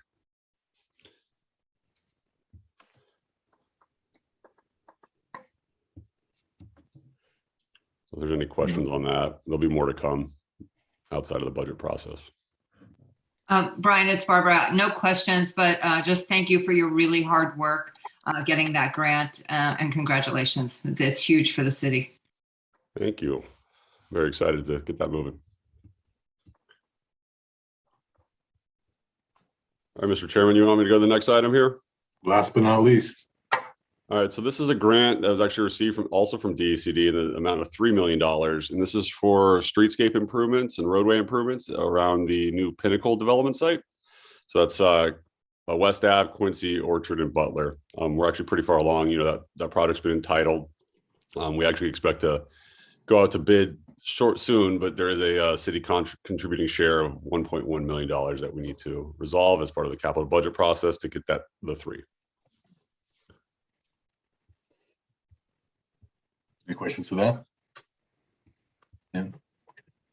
Yeah, Brian, to echo what Barbara said, great get, huge grant for Norwalk. Excellent. Thank you so much. All right, I think, all right, thank you, Brian. So let's press the reverse button one more time, and now we're going to go back to the beginning of economic and community development with Sabrina, starting with the Arts and Public Places program. Sabrina, are you with us? Yes, of course I am. Thank you. I am Sabrina Church. I'm the Director of Business Development and Tourism, but I am also staff to the Arts Commission. So these two items are actually Arts Commission requests. The first one is the Art and Public Places program. You'll see that we requested $50,000. We had requested the same amount the previous fiscal year and for each following fiscal year as a reoccurring investment to add public art to our inventory. This past year, we did the mural on the pumping station and the MLK geography, and we also painted the stairs that lead to the South Norwalk train station. And with the funding from this year, we're trying to tackle the Monroe Street Bridge under the train underpass. The next funding will be used most likely for additional artwork to be in the downtown area. There's been a significant amount of requests, not only from the public, but from Arts Commission members for different locations. I will add to this, we're very grateful for the $50,000. And I know there was some comments about getting some additional funding for the arts, but through ARPA, we are also getting an additional $100,000. So this coming fiscal year, you'll probably see around $150,000 total dollars of investment in public art, whether that be murals, sculptures, and the like. So that's the first item. We're really excited about it. the projects have been going over really well with the public, and they've just turned out really great. The second item is a public art inventory. Our last public art inventory was done by a volunteer of the Arts Commission in 2015. We're hoping to secure funding to continue to update that and digitize this in the future. So that $100,000 would take the current inventory, digitize it, filling the missing gaps that might be existing. There's tons of public art, as David mentioned, kind of all over the city, whether it be stored or displayed. So this inventory would take kind of everything that we have, value it, take pictures of it, and then also identify the artist, the year, and all relevant information of those pieces and make them available to the public. So that's that second request. So those are the only two for me, if anybody has questions.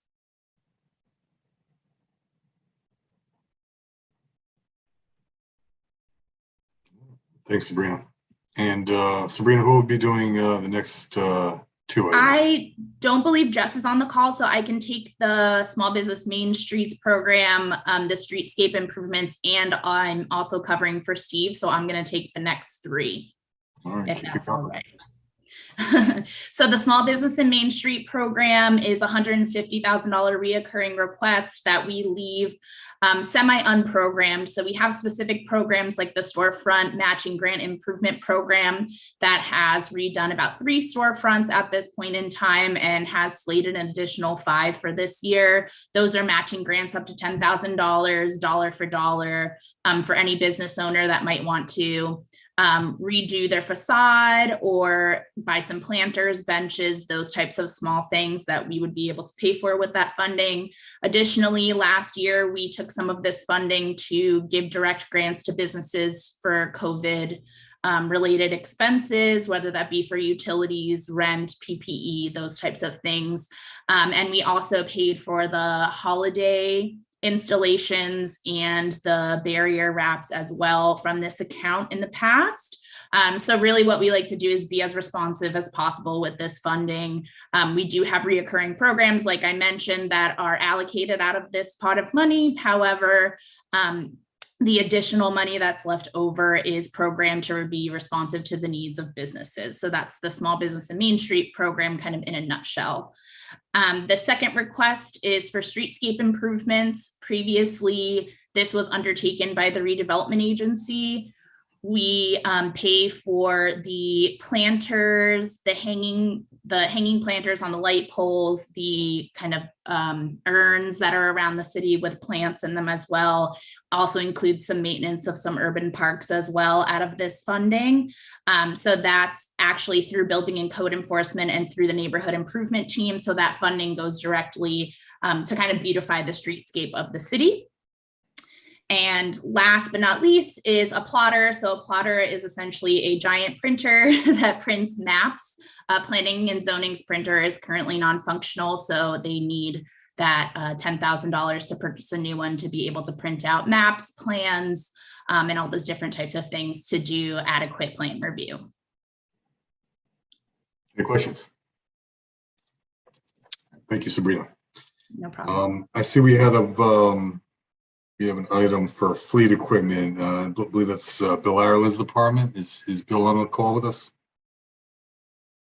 This might actually start. This might actually be starting TMP, John. Okay. So who will be speaking to that? Hi, Chairman. It's Jim Travers. How are you? Hey, Jim. How are you, buddy? All right. So the fleet's equipment, just what I don't believe that was an item that was actually funded, right? Oh, yeah, no. But okay. Yeah, it was not recommended by the mayor. Right. Okay. So I guess you're up next, Jim, for the next item, correct? Yep. Sure. So I'll run down through the rest of the items that we have. So so the Wall Street corridor improvement, phase 1, 2, 3. So this will close out the planning process and the design process for Wall Street. So we are currently in the final design of phase 1, which is going to be the East Wall Street section. Will be out to bid late this summer. We met with the with the first community meeting to launch the phase 2, the larger portion, which is from the challenging intersection of Belden, Mott's West, down Wall Street to Main Street. That starts saying this will get us into the design for phase 3, which would include the Main Street section from Wall Street to Burnell, and then also include River Street and get us the approaches on Commerce and on Isaacs. I think we have a fair amount of attention we're grabbing from this, massive community support. But as you guys are may already know, we've already been awarded $3.5 million of a straight appropriation. That was our representative Duff was able to secure that for us. And then we're currently at another $3.5 million grant application that we're moving on. That's looking good, and we will continue to search alternate means for funding to ensure that we complete this project. The next item is the Norwalk River Valley Trail. This is for $50,000. So we started the construction of the Norwalk River Valley Trail about 10 years ago. Really what we're seeing now is some challenging sections. There's some crumbling wall, there's some paths that need to be repaired. So this is just to keep for your capital repairs to keep the trail in a state of good repair. Protected crosswalks. This is, so you may be familiar with the when you come to a mid-block crosswalk, you'll hit a button, lights will flash in order to get you to cross the street. As we look to expand our sidewalk inventory, that these become more critical for these connections to get you from one side of the street to the other, particularly in those mid-block locations where a sidewalk may be on one side of the street and then have to switch to the other side of the street. With that, we are in the final stages of wrapping up our citywide sidewalk inventory. So we have contracted with VHB to and this was with a partnership with the redevelopment agency to do an inventory of all of our sidewalks so that we could start to come up with a plan on how we address these deficiencies that we have. I can tell you since joining the city, sidewalk requests are almost the number one thing that we hear of. Time and time again, I don't know there's a week that goes by that we don't hear for sidewalk requests. So we're trying to be proactive and data driven in our solution to those. The next one, pedestrian crosswalks. Apparently it's my theme here today, but this is really looking at Cross Street where we're advancing the Norwalk River Valley Trail. We're advancing the Harbor Loop Trail. This is to create, investments to get a safe crossing over Route 1, and we will coordinate with CONDOT as they will require us in this one. I think next we have roadway design and reconstruction. So this is really an item that we are looking to be responsive to you, responsive to residents, and really be good stewards of the city's transportation system. There are numerous times that we get called out either from residents, from council members on challenging locations. There's one in a district now that has poor sight lines. So this will allow us to be responsive to those situations. I could tell you that not being responsive to this has really created a challenge for us, because there was an accident that occurred on Gold Street, and it didn't, we didn't have the necessary infrastructure in place, and we still don't have the necessary infrastructure in place. And an accident had occurred where there's a current lawsuit against the city. So this allows us to be responsive to those, and we do have a backlog of projects that we are looking forward to moving forward this, but it's also those ones that are critical that necessarily can't wait into a next budget cycle. So we look to address it there. And then traffic signal equipment. This is, so we have also been moving forward, we have been attempting to move forward with a number of grants that the department had secured in years past. And in this case, we have a traffic signal, excuse me, so CMAQ grant that we were awarded, and the process started about 10 years ago.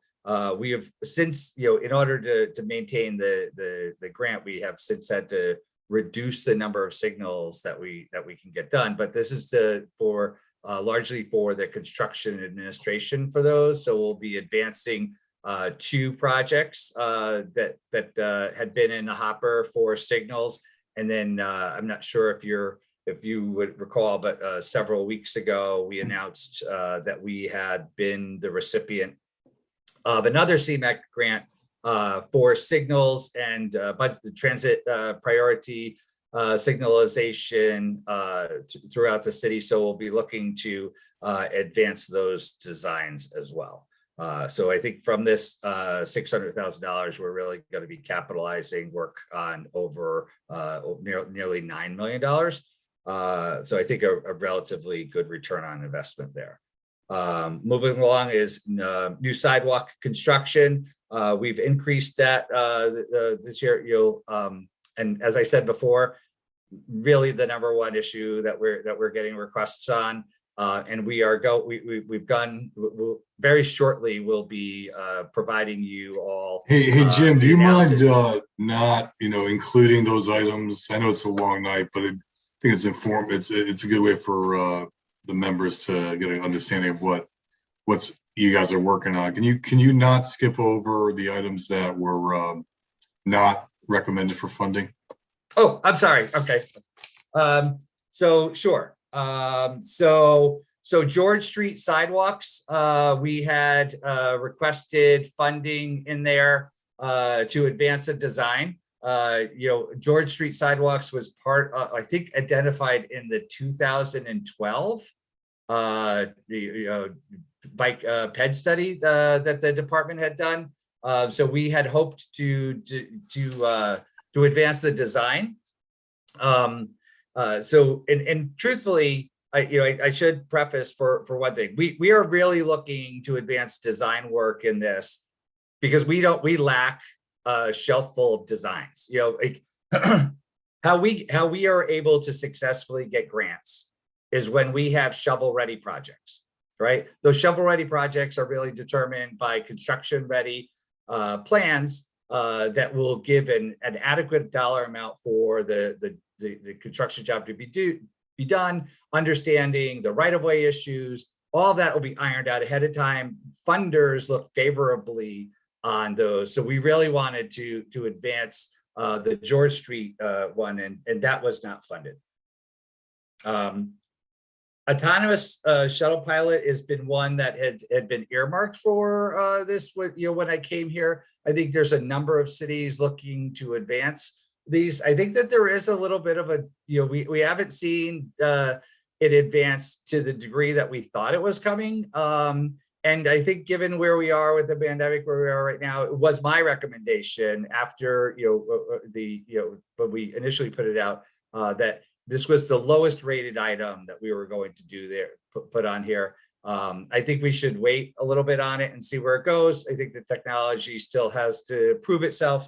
So that was, while I did put it on there, It was from, prior commitments that we had made before, but it was my lowest priority that we had.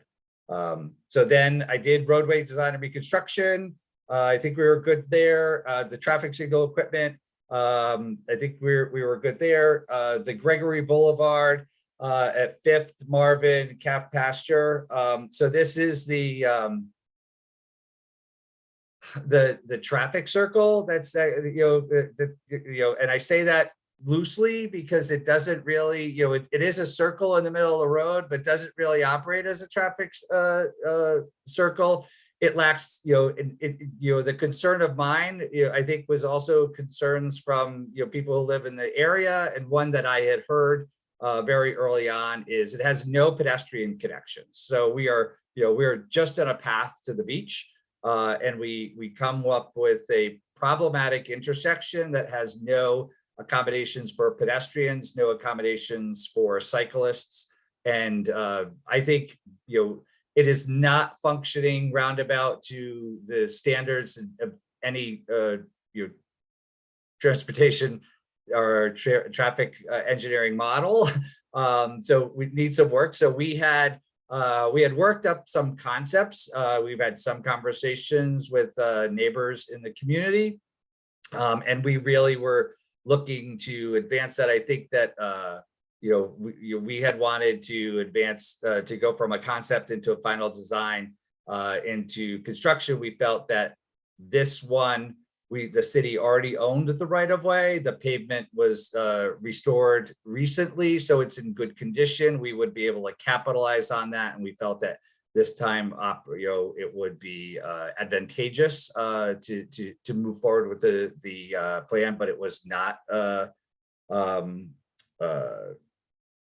approved. And then new sidewalk construction, as I was saying before. Number one request that we're having, we are currently wrapping up the citywide sidewalk inventory. So we will have a data-driven approach to really advancing the city's sidewalk network, traffic system enhancements. So this is really the ITS, the technology portion of our signals. They're rapidly advancing, but this is for items to include for the signals to turn green when a fire engine would come forward, right? If we wanted to put digital no turn on red signs, we would look at so it's really just increasing the technology and signals, and in keeping the technology in a state of good repair, and being taking advantage. We have traffic is also a challenge in the city, right? So we want to look at the most creative solutions for addressing our existing traffic signals and keeping them operational, since replacing them is so crazily expensive. And the next is Seaview Avenue corridor improvements. So we have some funding in there, and this is really what we want to do as well. Is this was identified in a plan. I think we heard from someone from the East Norwalk Neighborhood Association earlier, where we spent a lot of time working on plans and not really addressing the solutions that come from them. These are this was funding was set aside a while ago. And I also think that when we don't take advantage of these things, as you wait, they only become more expensive. So this is to advance the designs for Seaview Avenue, and this is that challenging portion where it necks down after Veterans Park, on the path there. So we certainly want to work to advance that. And I think that based on the mobility challenges and fixing the mobility challenges over here, this is another one that will I think align very well with potential funding sources to look at grants for the installation of these. Our Safe Routes to Schools, this is an ongoing program. and commitment from the city. I applaud you for your support of this in the past. We don't bus our kids for 2 miles from school. So when we don't have sidewalks for them to get to school, we don't really have a safe route for them to get there. We are advancing some funding this summer, and we are having miles worth of sidewalks installed on Highland. So we're very excited to move that forward. We'll look at our sidewalk inventory and to advance this, but this is also recently, yesterday, as a matter of fact, we had requested from the State Department of Transportation a speed limit reduction on Camp and a school zone flasher for Tracy School, and we found out that we were approved for that. So these dollars would also go to fund investments and improvements such as that. The next is the East Avenue, East Wall Street, Park Street, Morgan Street intersection. So that 5-legged problematic intersection, I really wanted to look at this to come up with a design. We are installing signals there. It wouldn't be a throwaway for that work. It would probably look at maybe modification or sometimes a signal reduction in that. And this is more of a long-term approach. But I do think that it wasn't approved this year, but we will continue to request it. I think we should be looking at more creative solutions to address the traffic congestion that occurs at that intersection. And the next ones, I did not put in for funding for those. And I think that wraps me up. Right, Jim, you got I don't know if you plan, just if you want looking to get out of here. Don't know if you want to, you'll be speaking to the parking authority items. Okay, yes. 2 items. So the parking authority items that are, sorry, where are they? They are at the end. Yes, sorry. So the one is for, so we are currently, as you know, we will transform Wall Street. It is a commitment that we're making from this department, and a commitment working to you, a commitment we are making to the neighborhood. We have had conversations with the parking authority about investments to the Yankee Doodle garage. It is a challenge, it's looks like an old prison. I'm sorry, I don't like it. Its infrastructure is just bad. We're looking to see what we can do. We've come up with we've been working with a consultant to come up with some creative designs to make it a better place. So this is this part of the investment is largely going to go into here, because I truly believe that we are going to transform this, and this garage will be very much utilized. But the thing I hear about it time and time again is that it is just very unfriendly.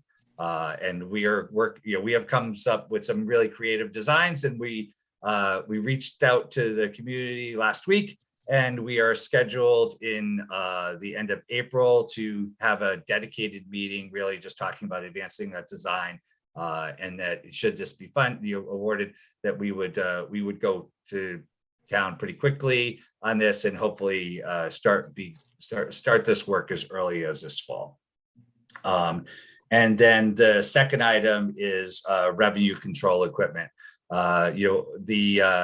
In my experience here, it's sometimes challenging getting out of the garages. I think that the technology for these park systems are increasing. I think we have a greater demand for contactless payment.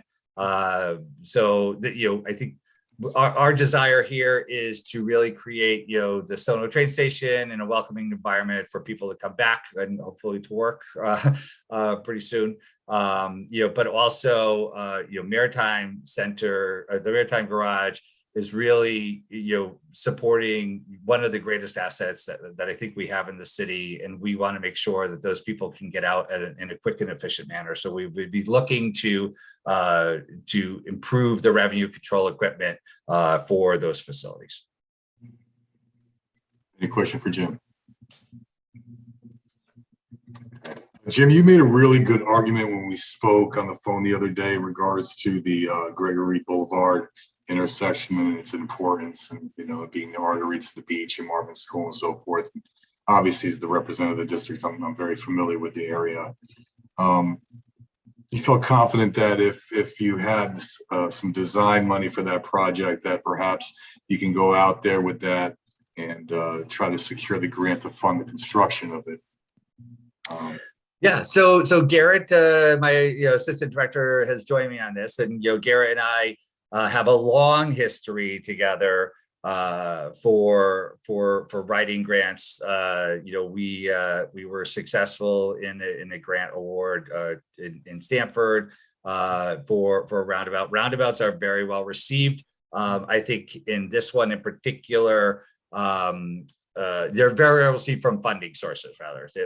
But this one in particular, because it is has seasonal traffic volume, so it increases very highly in the summer. I think we want to make sure these assets that people come and visit Norwalk, that they have a positive experience. I think that we'll make that a positive experience, but we can't complain about traffic if we don't offer people a solution other than getting in your car and getting there, right? And that option is not for pedestrians to get down to this path, and it's certainly not for cyclists. So we need to create a more friendly network to all users. And I think when we do that, we actually create a safer network for motorists. So all those reasons are really they're supported in grants and give us the narrative to get funding. So I'm confident that if we can get more projects in a shovel-ready design into final design, in semi-final design, right, that we'll have a good estimation of construction costs, that we will get those funded. You had mentioned maybe $100,000 for this project would be in the ballpark of what you would need to get a good plan together, a good design plan together for it. So, when we put pen to paper to estimate out the construction cost based on what we have to work with out there, I think the total cost, the construction cost of a roundabout at this location will be 1.5 million. Construction costs are typically 10% of that. So the total construction cost would be 150,000, but 100,000 would get me into semi-final design, which would get me a really good, I think it would show a funder a commitment to make it happen. I mean, I personally like to see this project at least get the ball rolling on it. As we all know, things take time, and hopefully you can secure the grant to fund the remaining balance. And having some conversations with economic community development leadership, it seemed like there's some room and wiggle. And one item that came up that isn't time sensitive and wasn't done that long ago, from what I'm told, was the public art inventory. Sabrina, are you still with us? Obviously. I am here. So as I mentioned, the public art inventory was done in 2015. So we can forego that for the next year if we desire. It's not a time sensitive issue. I mean, I know it's of a high importance, and I will be making an amendment, and if it does pass and move forward, I know I have I'm committed to supporting it coming back next year. But I feel like getting the ball rolling on this is of higher importance and time sensitive. So that being said, I'd like to have an amendment to take $100,000 from public art inventory and move it to under the same category, Gregory Boulevard at 5th Street, Marvin, St. Capasher Road, interior improvements. No item number because it's new. So that amendment, would someone like to move that amendment? Mr. Keegan? Okay, so all in favor of the amendment? Actually, John, can I ask a question first, just to Sabrina? Just can you go over, I mean, I'm all in favor of moving the project along, the Gregory and all that, but tell me about the public art inventory. I mean, do you need it for, is there any insurance benefit to that or any other reason that that would need to be done sooner rather than later? There is an insurance benefit to completing the project. However, our blanket policy as of right now is covering any damages that happen via a natural disaster or anything like that to a public piece of art. However, we've never valued all of our public art. We have some numbers for a few of those pieces, but not all of them. So there are insurance benefits to it, and there is an economic benefit to digitizing all of this and being able to locate where everything is. But we do have some funding right now to actually protect what we have if something were to happen. So you're okay with this? I'm okay with this so long as, you guys expect that next year it's definitely going to come back. Okay, thank you. No problem. John, Chairman. Yes, ma'am. So is that 100,000 going to be enough to cover everything that Mr. Travers has mentioned? Well, from the discussions I had offline with everyone, it seemed to get us over the top with it. I mean, I would assume, Jim, you're going to be, a little, I guess, careful on the words you choose. But from what I've heard, it sounded to be enough. So we are good stewards of tax dollars. So, but so this Councilperson Young, this should get us to semi-final design. So it won't get us to construction-ready documents. So we may need to, we could always look to see if we can find a grant to bring us over the edge, or the reality is if we are able to get to semi-final design and secure funding, that we might just finish up another 50,000 in next year capital request to bring that in, because it often takes some time for grants to go through, but the semi-final design should prove to most funders a commitment from the city to advance it. And it would also give us a good indication of what the true construction costs are. And it would have a survey, which they always are concerned about public right-of-way. So we would understand what the public right-of-way is, and we have preliminary survey data, so we're good there. But it gives us, it doesn't get us fine. It gets us to semi-final design. Thank you. Any other questions? Yeah, just a question, Jim. By getting to a semifinal design with this amount of money, would that ultimately move the final project up a bit in terms of time? So yes, so yeah, most definitely, because we're going to use this this time to do the survey, to do the designs, to do the public meetings on it. Typically this is going to get us to like 80% in the construction documents, so that that we wouldn't go to CONDOT for final approval on it. But it does get us to a point that I'm the challenge that we have with going for grants is I don't have a lot of projects I don't have any projects on the shelf that are, that have, advanced into a construction document. So that we have the survey data, so that we have a really good estimation of costs, right? Those aren't there. And to get grants, that's what we need. We need to have, a number of projects in some level of design for funders to feel confident that we have commitment to do it, because they don't want to take a municipality on their word that they're going to do it and have the funds just locked up for years and not have somebody move on it. The fact that we can get into a semi-final design will look very favorably. Okay, that's really helpful. Thank you. Yeah, Jim David Huvelman, I just have a question on doing a semifinal, as you're calling it, design like this. Does that mean that for $100,000, do you end up having to go back? Is the final ticket more then to get to a final design because you've only done it part way? I mean, do we run the risk of then the project costing more on the other end? Well, I think, the ultimate project it's the ultimate design, I don't think is going to cost more. I think the ultimate design, we're still there. That doesn't change going, stopping at semifinal design.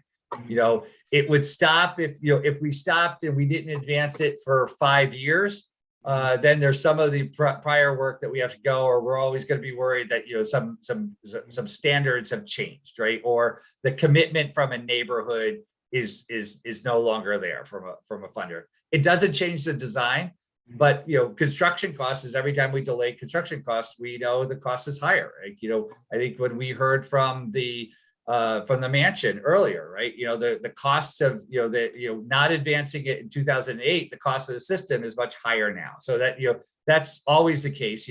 We have grants that we're moving forward with signals right now that I've had to reduce the number of signals from the initial request made 10 years ago in order to meet the cap limit that the grant is. So I think it's advantageous for the city to move on the projects as quickly as possible. And I think we want to get stuff done. So I can assure you that we would work on it as quickly as possible. Yeah, I guess what I was driving at is you're not having to do the design work twice. No, we pick up where we left off. So we get to, yeah. Great, thank you.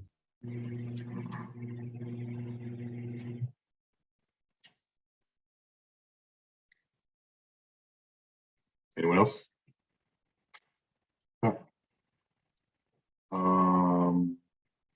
I guess the item was moved, I believe. All in favor of the amendment, please raise your hand to signify yes.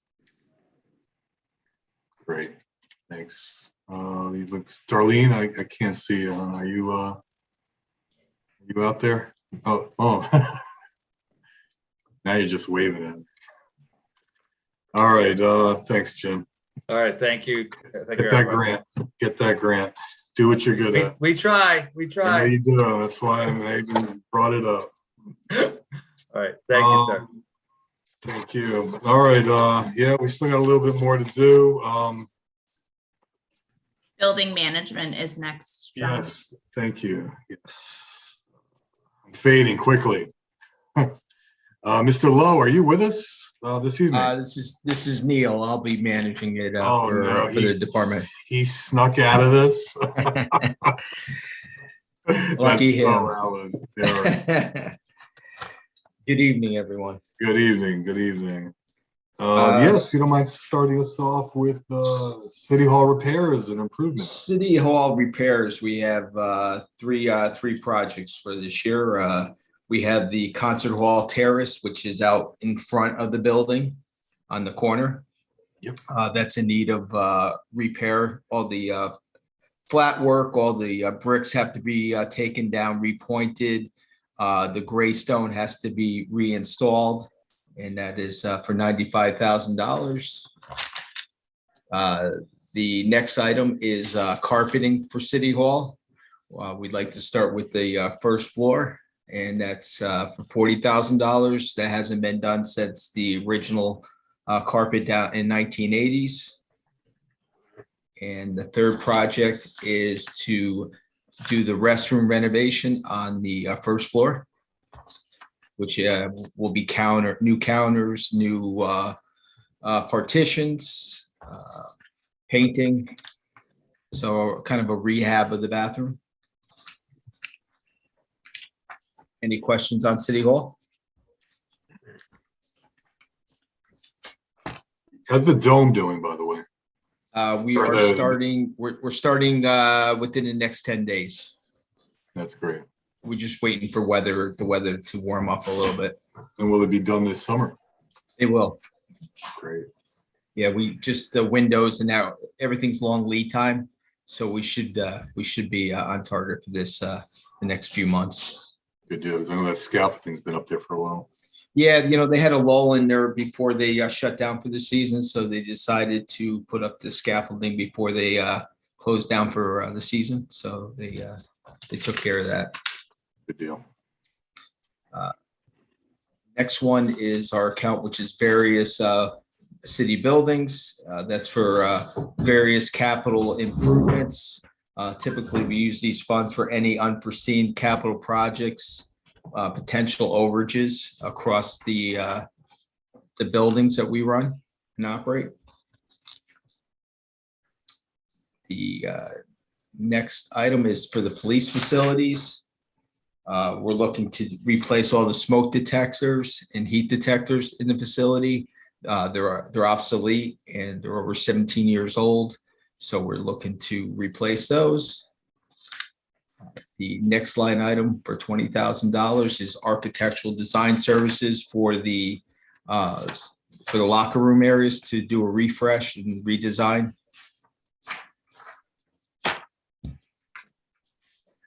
Next item is for Public Works Center, is for the salt shed roof replacement. And there's also some other repairs that we have to do inside, recoat all the steel, clean down the steel, and it's another refresh. It'll get us another 25 years out there. Next item is for Nathaniel Ely. This was for HVAC system improvements. I don't believe this made it, but there's just $275,000 to do rooftop air conditioning and heating units. The current, we're running steam systems on the perimeter, and then we have rooftop for the cooling. So we're looking to combine the two together and make the systems more energy efficient.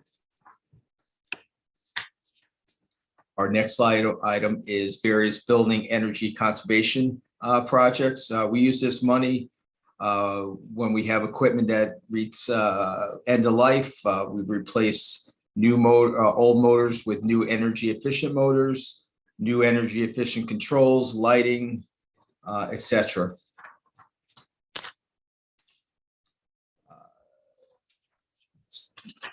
Next item I have is for Ben Franklin. This is to redo the parking lot. It's probably 20 some years old, the parking lot. It's a ton of potholes, cracks, unsafe, uneven surfaces. So we're looking to do a replacement of that item. Our next item is for our environmental remediation across all the buildings. This is money for any unforeseen environmental projects that we come across. It may come up with painting or any type of construction where we have to do testing and remediation. The next item is for Roosevelt. This was for $20,000 for design services to design a new roof in facade repairs. I believe that did not make the budget, or did not make the final approval. And my final item is for the health department. There's security upgrades that they would like to do. Install doors, additional doors, so people cannot walk around the whole facility, keep people out of children out of lab areas that they can stumble into right now. So we would put 4 new doors, access controls, so they could be let in through the receptionist. So that it's something that the department wanted, and we're looking to install that for them. Any questions?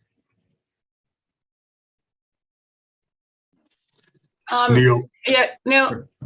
Mr. Rennie, could you just explain again? I think you said, so the Ben Franklin is not being funded, correct? Is that what you said? So Ely was not funded. Ely, yes. I'm Ely sorry, was not Ely. funded. Yes. And Yeah, that's we were- where, go ahead, I'm sorry, go ahead. No, so we were looking to the steam system's obsolete. It's not energy efficient any longer. We're looking to combine the two systems. We can gain better control over the systems. Again, the steam system's original to the building, so we would be looking to upgrade that. Save the And currently energy. there's a daycare there, right? There's the Yes, there's the Odyssey program with infants and small children. that's correct. Okay. And I'm trying to find it here. And how much was it? This is so small. 275, I believe. Yeah. And had this been on the budget, in the budget before? Or is this the first time you're Uh, actually going for funding for this? This is the first time we're going for financing. It's, I think we received money the prior year for part of the project, and now we're looking for the second part of the second half. Yeah, to that point, I mean, Darlene, they, looks like they got over three, or excuse me, they got a pretty large amount of money the year before, in 22, over 300,000. I don't know what that was for. I don't remember. What was that for?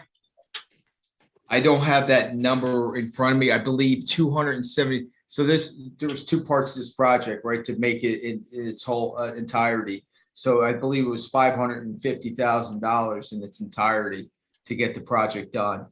So we started off with doing design services, and then we were going to roll into the whole project in this year. Okay. So how much of them, so you said 500,000, so how much of that has actually been used? Is it the three? No, it's again, I don't have the numbers in front of me, Ms. Young, but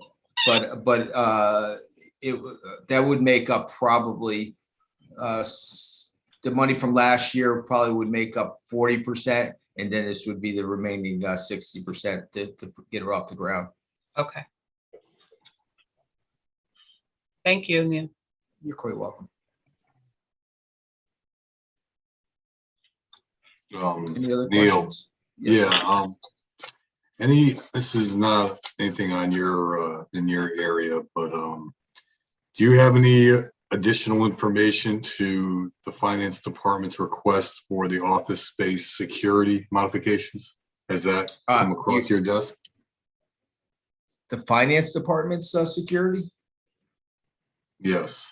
I don't know anything about that. Okay, that's all right. I'll give Alan a call tomorrow. Yeah, I don't know if he would know about. So the only thing, the comptroller's office, right? I don't know if I heard That's that what earlier. that's what I'm referring to. Yeah. Okay, so the controller, yeah, I can speak to that. So over the last few years, we made upgrades to, or actually we shipped departments together, kind of put all the departments together, and then that was done, and then I believe Chitsame had additional staff brought in over the last year, and they wanted to build out additional offices within their space. So it wasn't part of our master plan at the time because those people didn't exist. But I believe they added a couple two or three individuals to their office space. So they wanted to. It was kind of build out. unclear. It was, I mean, they're adding cameras. I mean, what's the kind of work? Okay. So I can speak. That money really was, I thought, was residing on our side. So what we would do on that was we would put kind of a teller type windows in, almost like a storefront with a couple teller windows that you would see at a bank, and we would have a secure door. Right now, you could walk into their department, right, and there's just a half door. So they're looking for a little bit better security. The camera wise would be more of a camera with an intercom. So when people walk in, they would ring the intercom and someone would come up to the window to service them. Right now, I believe they handle cash and checks, and they feel a little bit vulnerable there. So we would look to secure the space. Okay. I mean, $70,000 seemed a little bit high for that. But Yeah, I don't think that's just the security end of it. I think they were also looking to build out some walls and small offices. So there would be the electric, there would be the HVAC side of that, construction side, painting, right? So yeah, that's where the additional cost would come into play. yeah, I'm all for security. I guess like I asked just I mean, is this something that's going to be happening in, at the town clerk's office, the register of voters? I mean, are we doing this just half-assed piecemeal or? No. So No, we do have a plan. So you speak about the town clerk. The town clerk is another office over the next month we're addressing. We were putting a similar door in, security system in, and they would have, they already have cameras within their space, so we don't have to do that. But we would put a glass enclosure and a full size door in there too, so that people couldn't just walk into their office space. And we've done that. I better move on before everyone kills me on this call. Yeah, okay, I just no realized problem. it's almost 10 p.m. But thank you. You're welcome. You have All a right, great well, evening. Thank you. Thank you. Thank you very much. So Bye now. we've had Robert here wearing a sport jacket for all these hours, waiting for us. Robert, you're up, Mr. I got some work done too. I got some work done. So good stuff. I have another laptop here, so I got some work done. It helped me get some work done. So the first thing on the list is the school park playgrounds for $410,000. We're going to. This is for Devon's Place, and it's for the replacement of equipment. As you may know, some of the equipment in our playgrounds are not really up to snuff. So we're going through and over the next few years and really assessing the need. But this in particular is our only 100% ADA accessible playground. And so the surfaces need to be replaced and the equipment needs to be replaced. So we'll be doing it in 2 years increments. This is $260,000 for the 23, and then we'll actually come back for another 260. The other 150,000 is for Flax Hill Park, where we're also making some improvements there on the equipment and the surfacing.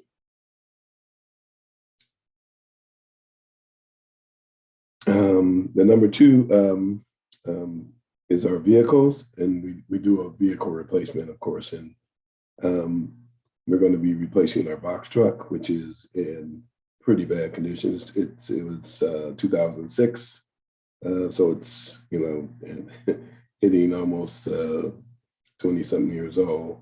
Bobcat Toolcat, which is a multi-purpose machine, helps us do a bunch of things, particularly. It helps us it has a blower on it, helps us to do a leaf collection. It helps us in the myriad of snow blower, and it has a bucket on it. So it helps us it's a multi-use kind of equipment that our staff uses. Also, replacement of our F-250 pickup truck as part of our rotating fleet replacement. And we'll replace our 2010 F-220. That's $48,000. And a slope mower, which we use, of course, for $64,000. And we'll use that to maintain Oyster Shell Park and parks where we have slopes, significant slopes.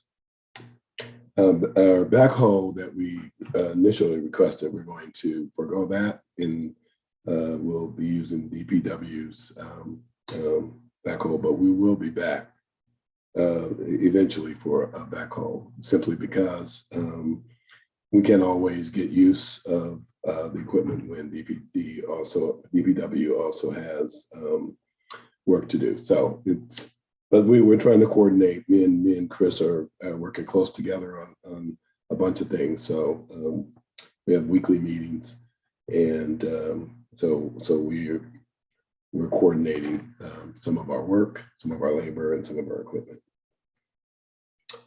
Calfpatcher Beach, the ask was 1.8 million. That was our total request. It was 500,000 for a pavement reconfiguration at the beach. As you know, we're trying to make more room and easier for pedestrian travel, pedestrian walkways on the beach parking lot. Also, a skate park, which has increased its cost. Of course, we talk about if we don't do the projects, they always increase. So the first initial request was 1.3. Looks like it's going to be about 1.7 now. So that adds up to about 2.5 million. So that was our request. And the fourth item is basketball and tennis courts. course, this is kind of a routine ask that we do. And it's just to resurface, this will be to resurface Veteran Park basketball courts, and also Cranberry and Roosevelt, some of the crack repairs that are on our basketball courts that we have to do. So it'll be correct some of the safety issues there. Number 5, Cranberry Park.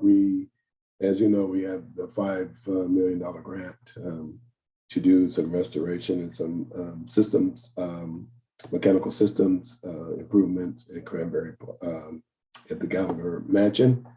So that was unexpected. We are going to forego the $310,000. That was our current request.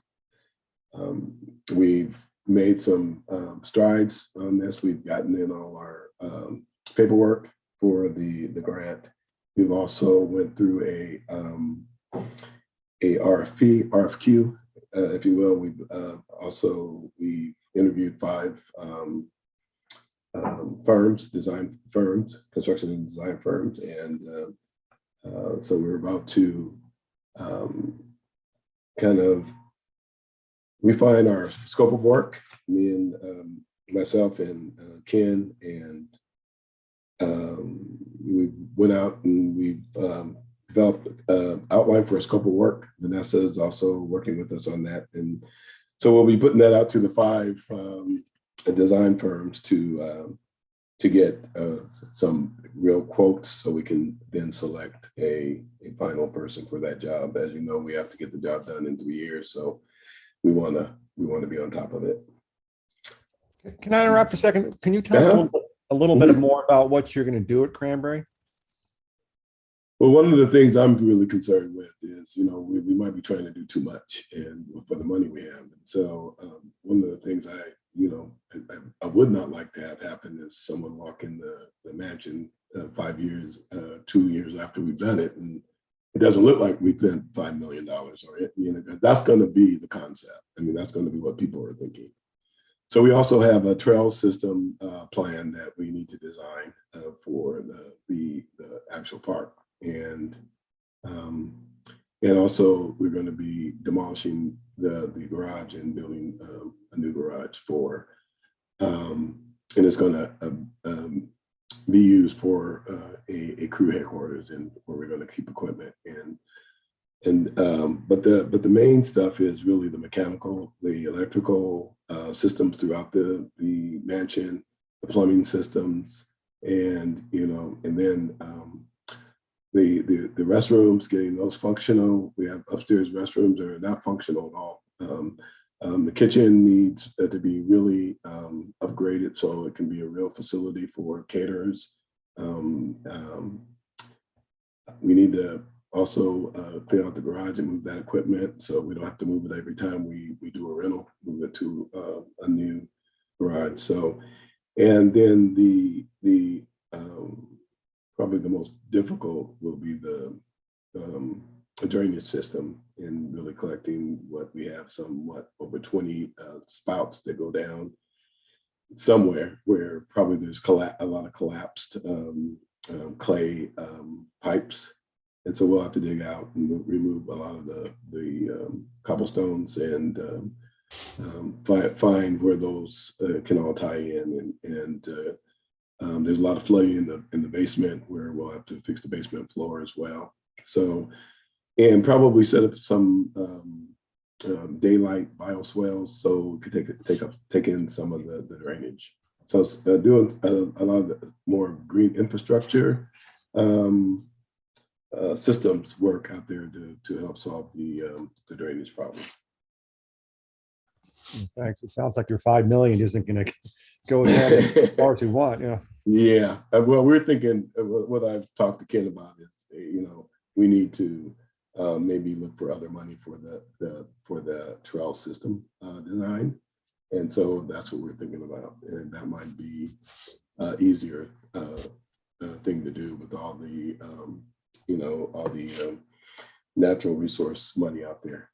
So we will probably try and look for some grants, but we'll stretch it. But we want when people go into the Gallagher Mansion, we want them to know that we want it to look like we spent some money there. So I think that's really our primary concern. Vet Park, and I heard someone talk about Vets Park earlier, one of the people that were speaking. We're going to, we asked for 750,000. We asked for 750,000. Hold on. We asked for 750,000, our total request. 700,000 is for help us with the marine replacement. And then 50,000 is for a drainage study. And part of the marine replacement, of course, part of the master plan that was discussed by one of the speakers. So the study, the drainage plan is really to really evaluate the constant floods during high tides and the need for drainage. There's also off the subject, there's also a desire, I believe, in the zoning and planning department to collaborate with us on getting the grant to really study that whole area where the flooding takes place. And there's a desire to actually do some aquaculture with the clam beds out there. So we're going to be doing a study that kind of combines both. You know, how do we solve the flooding problem, but then how do we also maybe look more toward some agro farming out there with clams. So we're going to be doing that. We haven't. We just got into those discussions with Steve Clappin and Alexis. So we'll be working in that and bring forth to our Parks Committee that proposal.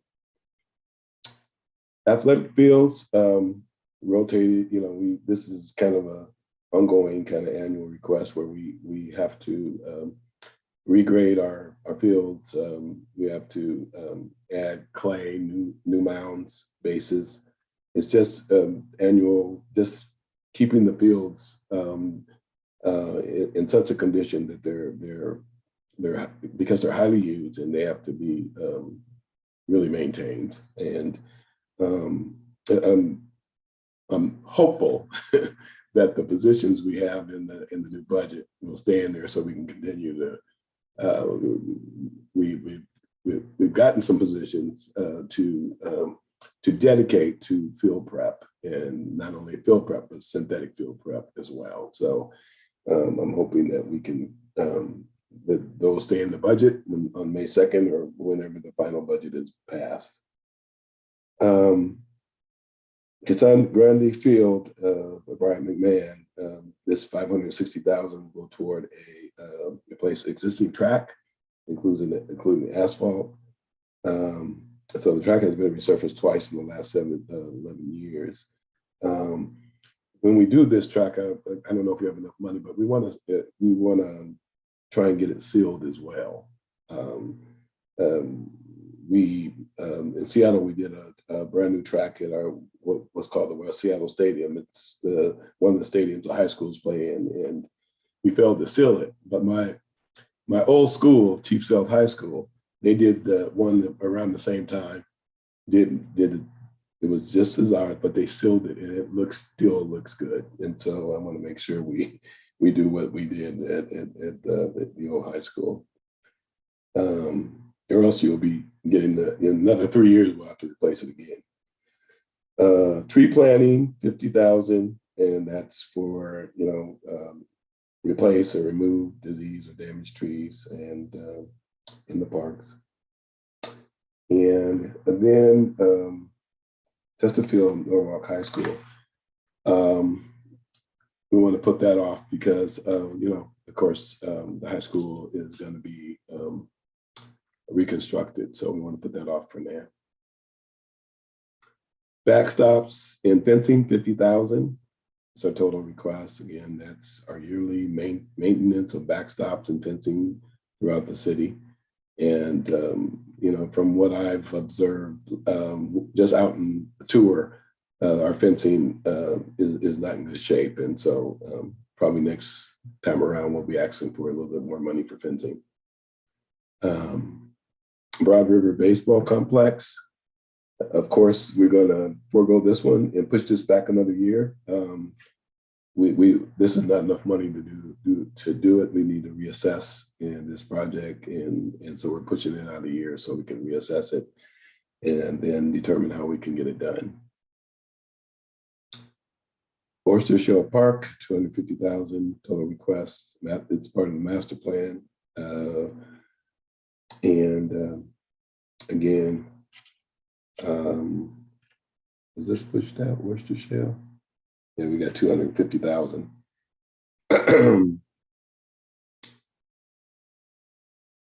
So this will be for walkways and paving for us to show park. 14 paving sidewalks and projects, 50,000.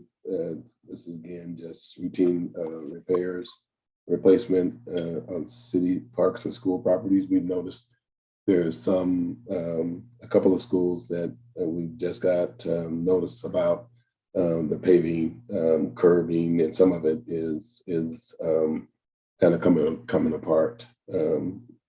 The stones that are they're stones that serve as a wall that are coming apart, and so those need to be replaced as well. Urban Freeze Park for 25,000. It's again it's part of the master plan, and there's fence there needs to be replaced. It's a special kind of fencing, and of course it has lead paint. So the lead paint is really driving up the removal and the redoing of that fencing is really driving up the costs. So the estimate right now is 425,000 for that. And also there's some invasive plant removal that we need to do there. And then we have our perennial open space fund that goes to the mayor. I suppose it's for acquisition. But that is our total capital request, and I think we did fairly well in terms of the mayor recommending almost everything we requested. Any questions?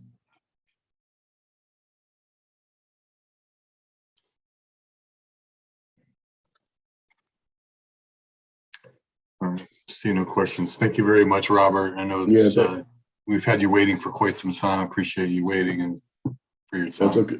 That's okay. I got a lot of work done. The longer it went, the more work I got done. So yeah, I love your optimism. Thank you, guys. Thank you. Okay, ladies and gentlemen, last but not least, we have the Board of Education. John, we have Kristen Carsmit. She has her hand raised. Kristen, Okay. you're a panelist, so you can unmute yourself if you have something to say on one of the items.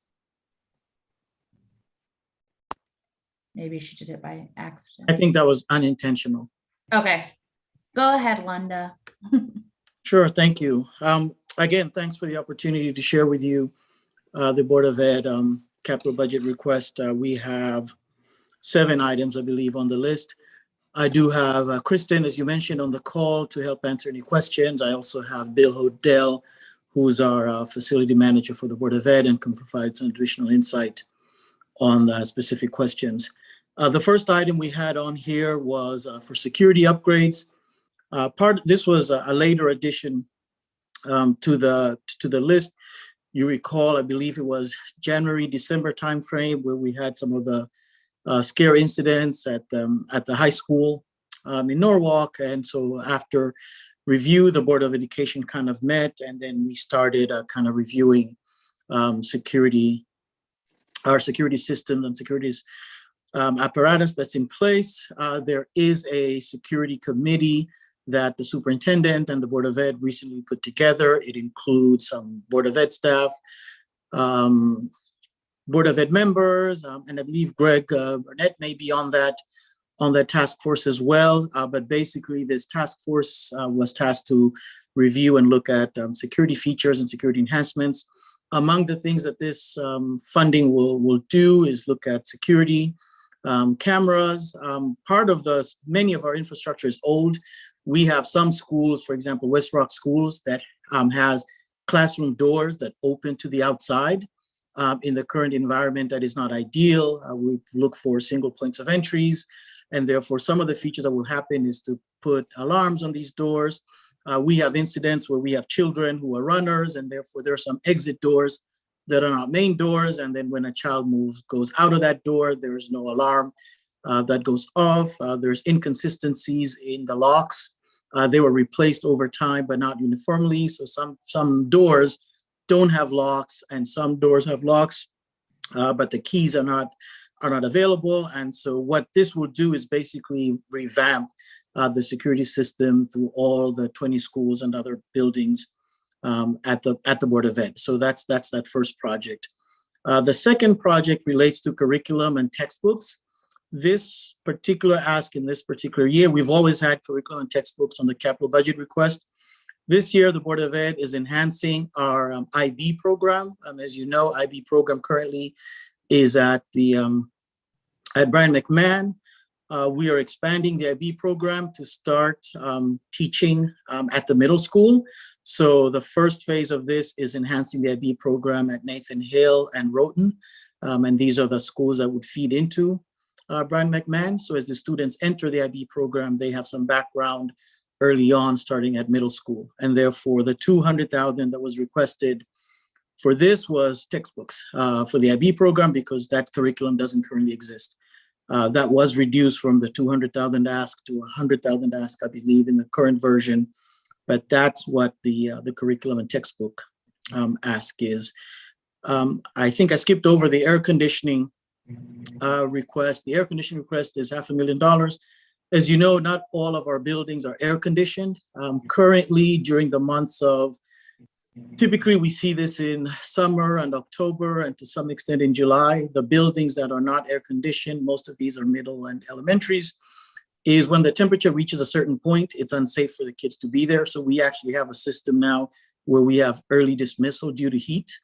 And therefore, the Board of Ed and the Common Council had embarked on a program to start putting air conditioning in these buildings. So far, we've done Silvermine, we've done Nathan Hill. This year, the plan is to include Wolfbit with this funding. Were to be approved, the year that follows, we would move to Naramick, and then from there, we would go to Rowayton. So that's what the air conditioning project would be.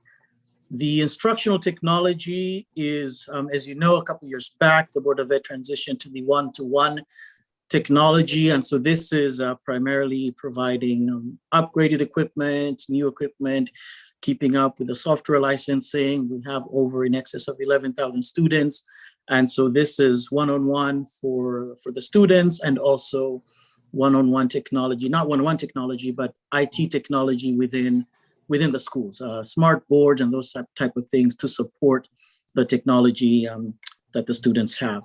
As you recall, during the pandemic, many school districts transitioned to the online schools. We were fortunate that with the city support, we had already embarked on this one-on-one initiative. So when the pandemic hit, our students were equipped with the technology to go virtual. Not all districts were fortunate to say that. So what this allows us to do is to further that, and just to keep up with the technology on this. And so we were happy that in the mayor's recommendation, he did provide additional funding, not to the full amount that was requested, but it was an enhancement to what was recommended.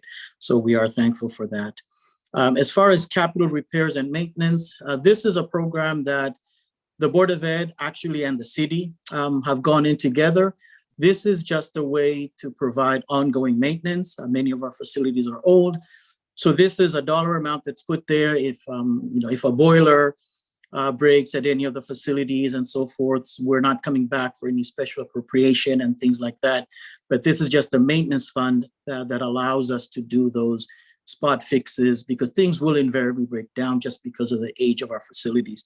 And this is a program that was done in conjunction with Allen Lowe. I believe the city has a similar funding for the cities, for the buildings that are managed on the city side. So this is the equivalent of what is happening on the Board of Ed.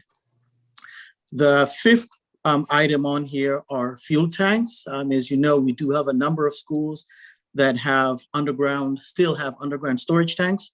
Obviously, these are not environmentally safe, and therefore the funding here is to begin the process of replacing these old underground fuel tanks. Fortunately, we are not at the point where any of these tanks are leaking, but many of them have reached that 30-year time frame.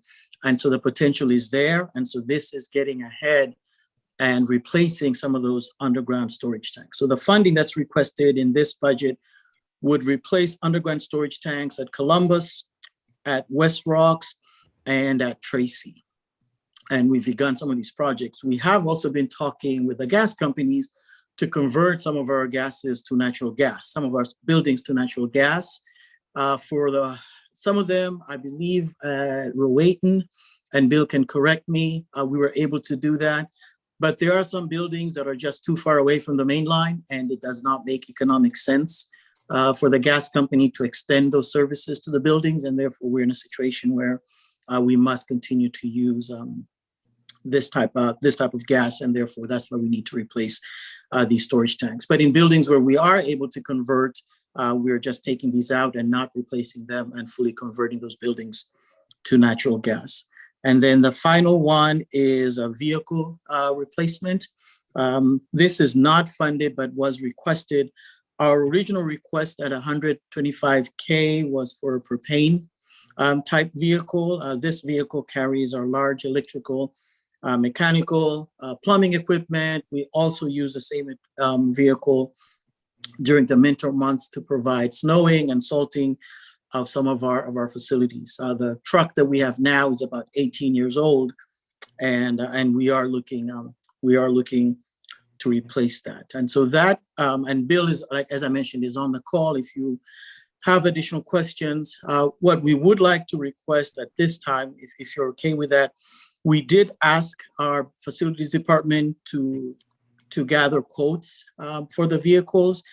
They've actually come back and recommended, in lieu of a propane vehicle that would cost $125,000, they are recommending a gas-powered vehicle at a $90,000 price range.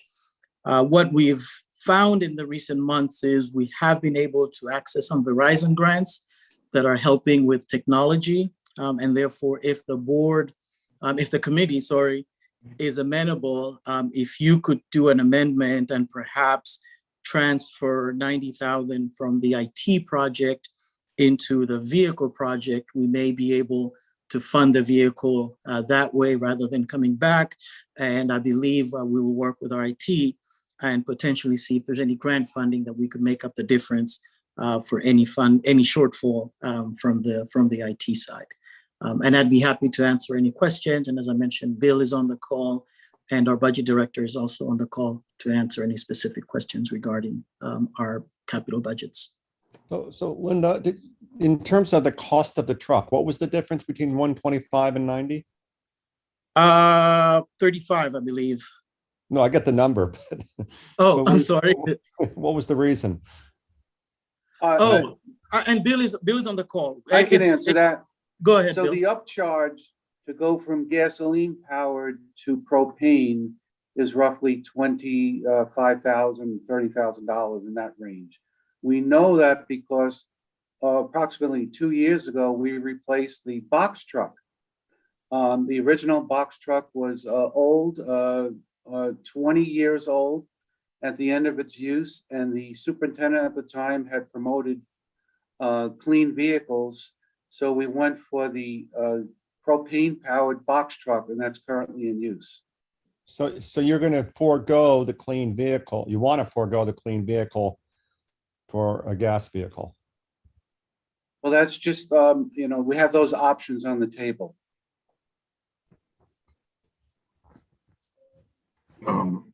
To that point, I mean, it kept coming up during our discussions this evening. How recent are these prices that you're getting, or are they prices based on numbers you got years back?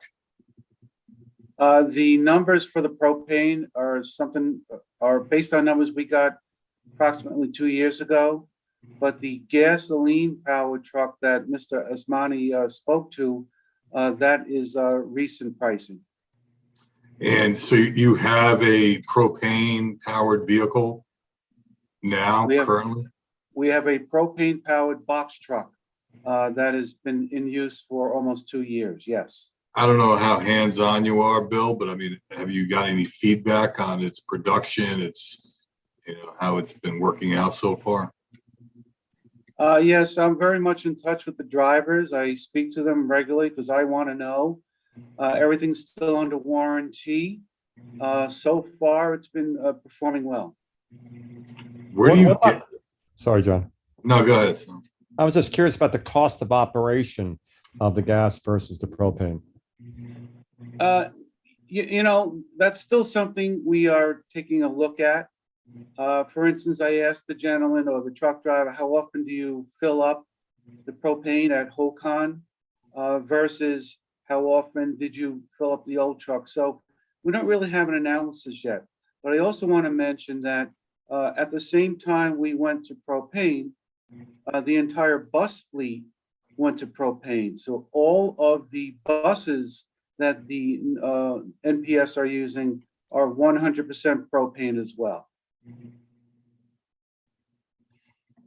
What's the committee think? You want to make this amendment?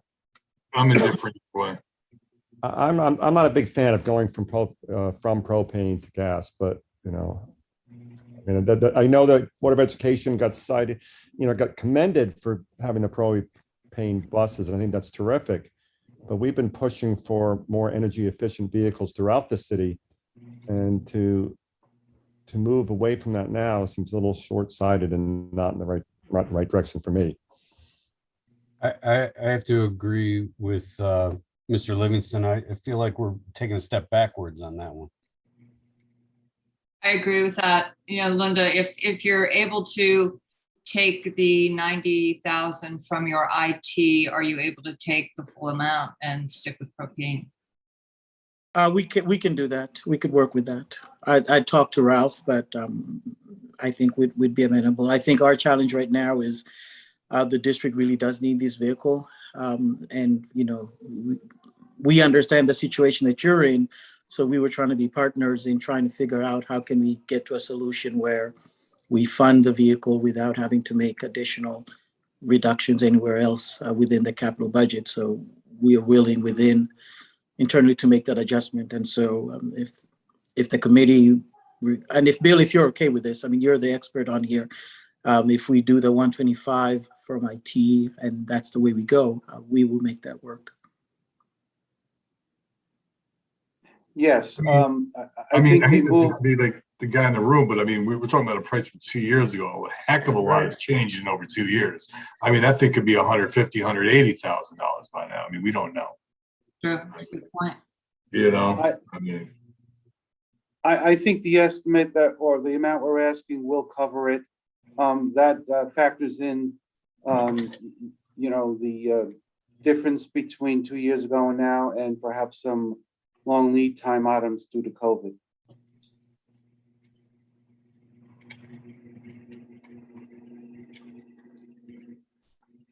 I'd give you a rocket truck just to end this meeting. So what's the committee want to do here? Yeah, I'm in favor of moving it if it keeps the propane and they're okay with that. All right, so what are we doing? We move in $100,000. What are we doing? 125, right? 125. From instructional technology to district vehicles. Is that what we're doing? Yeah. All right, I'd like to propose an amendment to move $125,000 from item C0112, instructional technology, to item C0623, district vehicles, bringing the total amount, actually no total amount, it wasn't recommended. All in favor of the amendment? Or, I'm sorry, someone like to move that? I'll move it. Thank you, Mr. Livingston. All in favor, please raise your hand and signify yes. Aye. All right, looks to be unanimous. Okay, great. Now, any other questions for the folks from the Board of Ed before I call for a vote on the budget as amended? Hearing none. Okay, all in favor of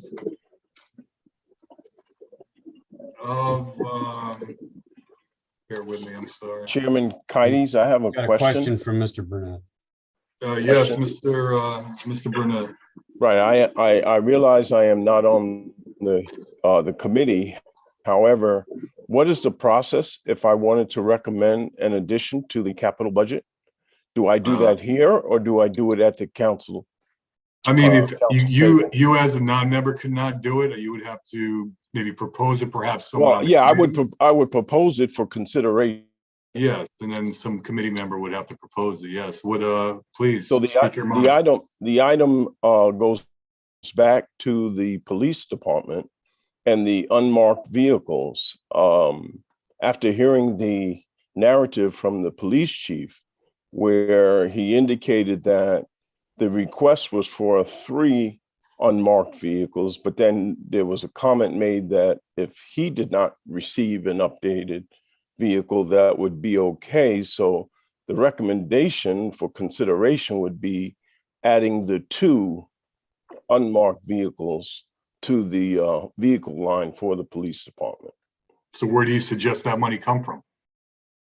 I That's didn't the know tricky I'd part. come up with that piece of the narrative, but we can.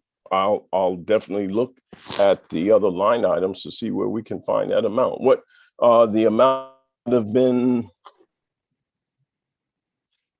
They were at a deficit of 169,500 for the 3 vehicles plus the ATV. I don't know what the price would be for just 2 vehicles. That's something you'd have to ask them. But obviously, the money I see Deputy Chief Zecker still on. Maybe she has that number. It would be roughly 110. It's about 55. What was that number? 110. With 110? the upfits, it's roughly 55 a car.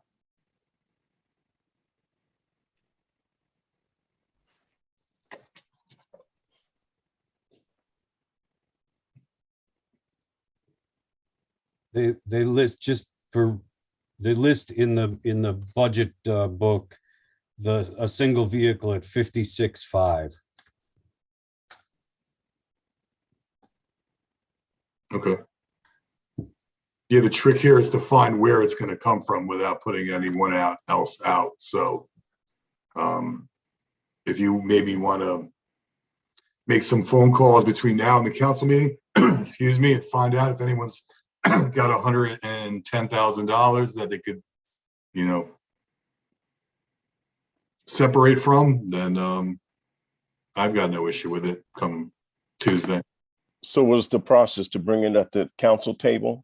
Yeah, just a little background. I've been doing this 10 years. Every time the budget cycle comes around, I call all the department heads and, try to see who needs what and what, goes where. And I can tell you this, making those phone calls this year, there was very little, there was a lot of reluctancy to give up anything because things were tight. But if you feel, I'll leave that on you, Mr. Burnett. If you feel you can get $110,000 from one of these departments to go towards that, without any, Well, there's several departments that have requests that are multi-million-dollar requests.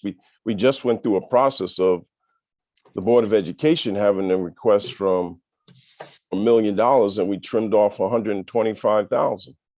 So is that, I guess, from a process standpoint, that's on me to call departments to ask them to trim off 110,000 to give for the police vehicles? That's the process? Yeah, I mean, there's always a backstory from what I find. Like, hey, this is part of this, that's a part of that. That's like, it's a piece of a puzzle. I mean, yeah, that's how I found the process to be. Yeah.